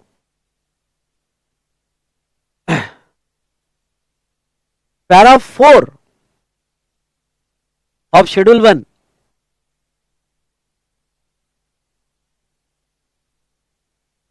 para 4 of schedule 1, import service without consideration, bracket में free service, import service without consideration, bracket में free service, is treated as supply, is treated as supply and liable to GST, is treated as supply and liable to GST only if, liable to GST only if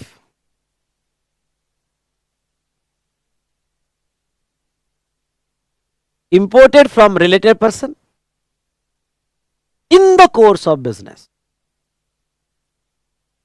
In the course of business.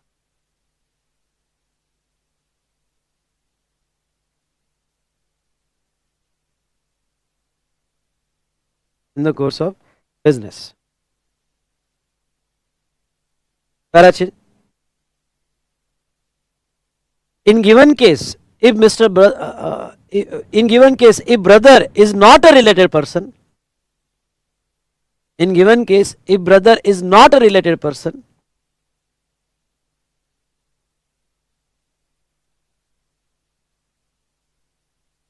not a related person, hence free import service, hence free import service is not liable to GST. Sorry, free import service is not treated as supply, not treated as supply, and not liable to GST, and not liable to GST, irrespective of the fact that, irrespective of the fact that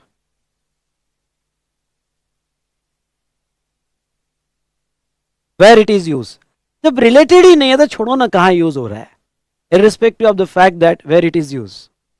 Last point. Last point. Even though Raman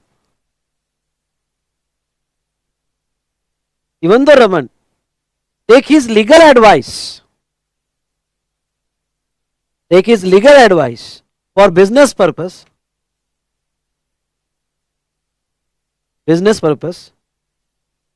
without consideration,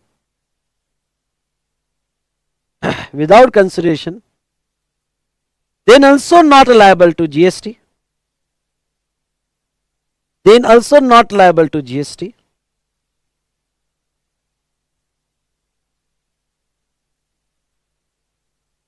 then also not liable to GST, because his brother is not a related person. His brother is not a related person. समझा? समझा क्या सबको?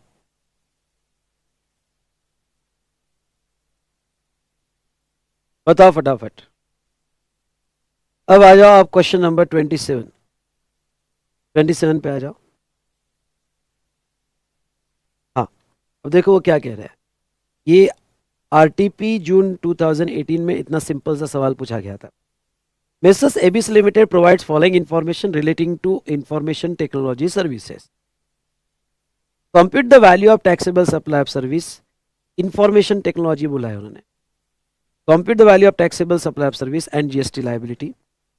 Development and design of information technology software. मुझे बताओ development और design goods में जाएगा service में जाएगा? ये as a supply of service आएगा. ये as a supply of service आएगा क्योंकि डेवलपमेंट और डिजाइन है.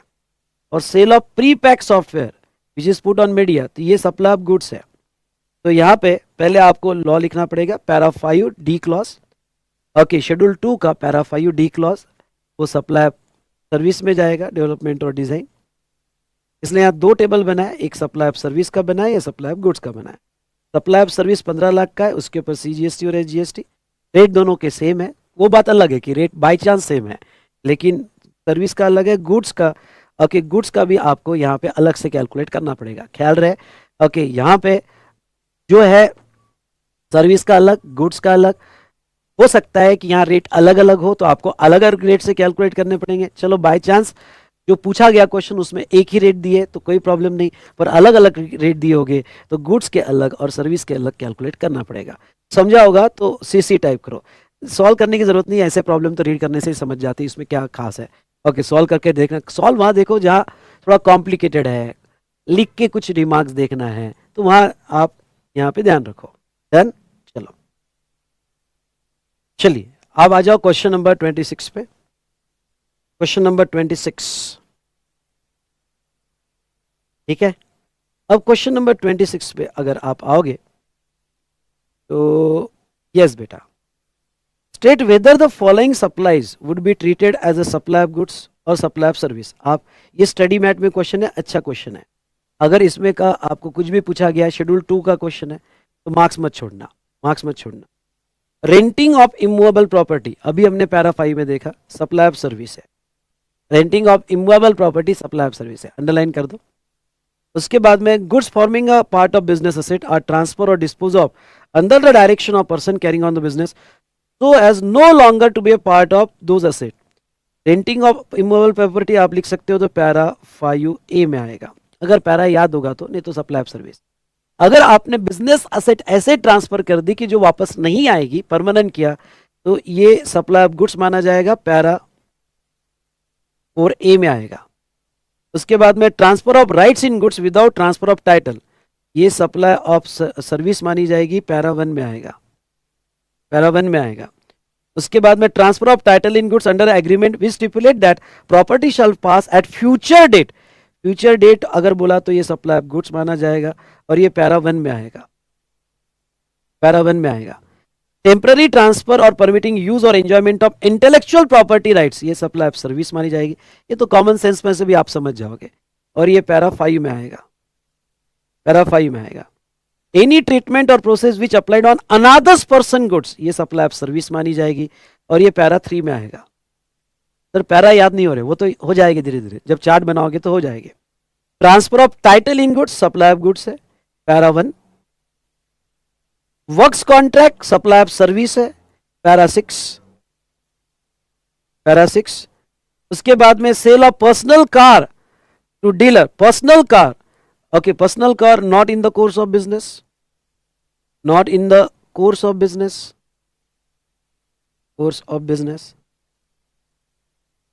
business and not a supply, not a supply. Goods supplied in a higher purchase, higher purchase मतलब future title, future title आप इसमें देने वाले हो, future title देने वाले हो तो ये supply of goods है, और ये पैरा 1 में आ जाएगा, पैरा 1 में आ जाएगा। Done done done done. Easy लगा, इजी लगा तो इजेड इजेड टाइप करो बस। शेड्यूल 2 पे अभी तक स्टडी मैट में और एग्जाम में यही क्वेश्चन है, ओके, यही क्वेश्चन है, और 1-2 क्वेश्चन जो मैंने लिए होंगे इसके पहले बस। तो देखो कैसा होता है ना, थ्योरी कितनी बड़ी लगती है कि और ये बाप रे ये थ्योरी याद करनी पड़ेगी, क्वेश्चन देखोगे तो कितने सिंपल पूछे गए। ओके, तो इसलिए मैं कहता हूँ कि थ्योरी रेगुलर मैथ पढ़ने से डरने का नहीं, क्वेश्चन देखने का। ओके, क्वेश्चन इजी होते हैं, ओके, और क्वेश्चन में स्पेसिफिक क्या आपने पढ़ना चाहिए वो होता है, इसलिए ऐसे थ्योरी से डरने का नहीं। ओके, यहाँ ये हमने देखा रिगार्डिंग टू क्लासिफिकेशन। अब आप क्वेश्चनर में आ जाओ, क्वेश्चनर में क्वेश्चन नंबर 23 में आ जाओ। चलो 23 में आ जाओ। एक क्वेश्चन पूछा है सीए फाइनल के आरटीपी में, तभी मैं ले रहा हूं। ओके, सीए फाइनल के आरटीपी में तभी मैं ले रहा हूं। Dhruv developer sold a plot of land in a Greater Noida after levelling, plot बेचा, प्लॉट बेचा, सर्विस नहीं दी। Sold a plot of land after levelling, laying down drainage line, water line, electricity line, determine whether GST is payable और not, क्या इसके ऊपर GST आएगा या नहीं आएगा। चलो लिख के देखते हैं, आ जाओ क्वेश्चन नंबर डाल दो। क्वेश्चन नंबर हमारा क्या है, ओके 23, क्वेश्चन नंबर डालो। चलो लिख के देखते हैं, एग्जाम में आपको आ सकता है, आरटीपी का क्वेश्चन है, फाइनल के आरटीपी का है, पर ये आपको भी आ सकता है। लिखो लिखो। अब ये लिखने का तरीका कभी कभी ऐसा भी हो सकता है, मैं आपको जो तरीके सिखाऊंगा उसको तोड़ के नया तरीका भी सिखाऊंगा। मतलब मैं आपको एक चीज समझाना चाहता हूं कि पॉइंट्स कवर होने चाहिए, प्रेजेंटेशन कैसा भी हो, पॉइंट्स कवर होने चाहिए। जैसे अभी तक हम क्या तरीके सीख रहे थे कि लीगल प्रोविजन, कंक्लूजन, कुछ याद आ रहा है, लीगल प्रोविजन, कंक्लूजन, कुछ याद आ रहा है। अब थोड़ा तरीका बदल देते हैं, तरीका ऐसा लिखते हैं। क्या पूछा उन्होंने, वेदर जीएसटी इज पेबल, तो कभी कभी ऐसा भी लिखा जाता है। देखो पहली लाइन, जीएसटी इज नॉट, पहले आंसर दे दो फिर एक्सप्लेन करेंगे। GST is not payable, GST is not payable by Dhruv developer on sale of plot of land, GST is not payable. अब वो तरीका छोड़ दो, लीगल प्रोविजन, कंक्लूजन, अब ये तरीके में आ जाओ। GST is not payable by Dhruv developer on sale of plot of land, sale of plot of land, ठीक है। चलिए, क्यों नहीं पेबल है, तो अब उसकी रीजन भी लिखते हैं। देखो, as per para 5 of schedule 3, याद आया तो, सर अगर याद नहीं आया तो तो फिर ऐसा लिखना, there are certain activity which are not treated as supply. चलो ऐसा लिखो, आपको याद नहीं आ रहा होगा, ओके याद आया तो एज पर दिस, बहुत सिंपल हो जाता है लिखना। नहीं याद आया तो लिखो, there are certain activities which are not treated as supply, there are certain activities which are not treated as supply. पर मैं आपको कहूंगा एटलीस्ट ये शेड्यूल तो भी लर्न करके जाना, एक्सपेक्ट करते हैं आपसे। नहीं याद आया तो ठीक है, there are certain activities which are not treated as supply, bracket में schedule 3 treated as supply. First of one of the activity is sale of land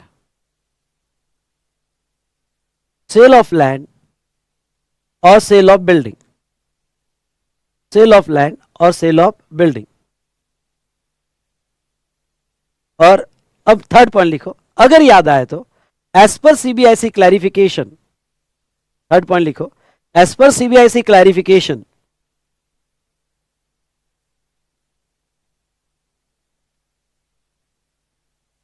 land may be sold either as it is, land may be sold either as it is or after some development such as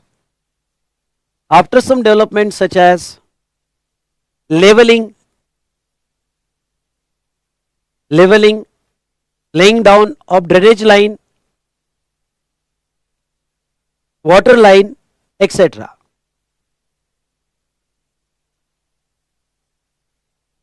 etc. Full stop लिखो। Sale of developed land also, sale of developed land also not treated as supply, sale of developed land also not treated as supply and not liable to GST, not treated as supply and not liable to GST, not liable to GST. Done? Very good.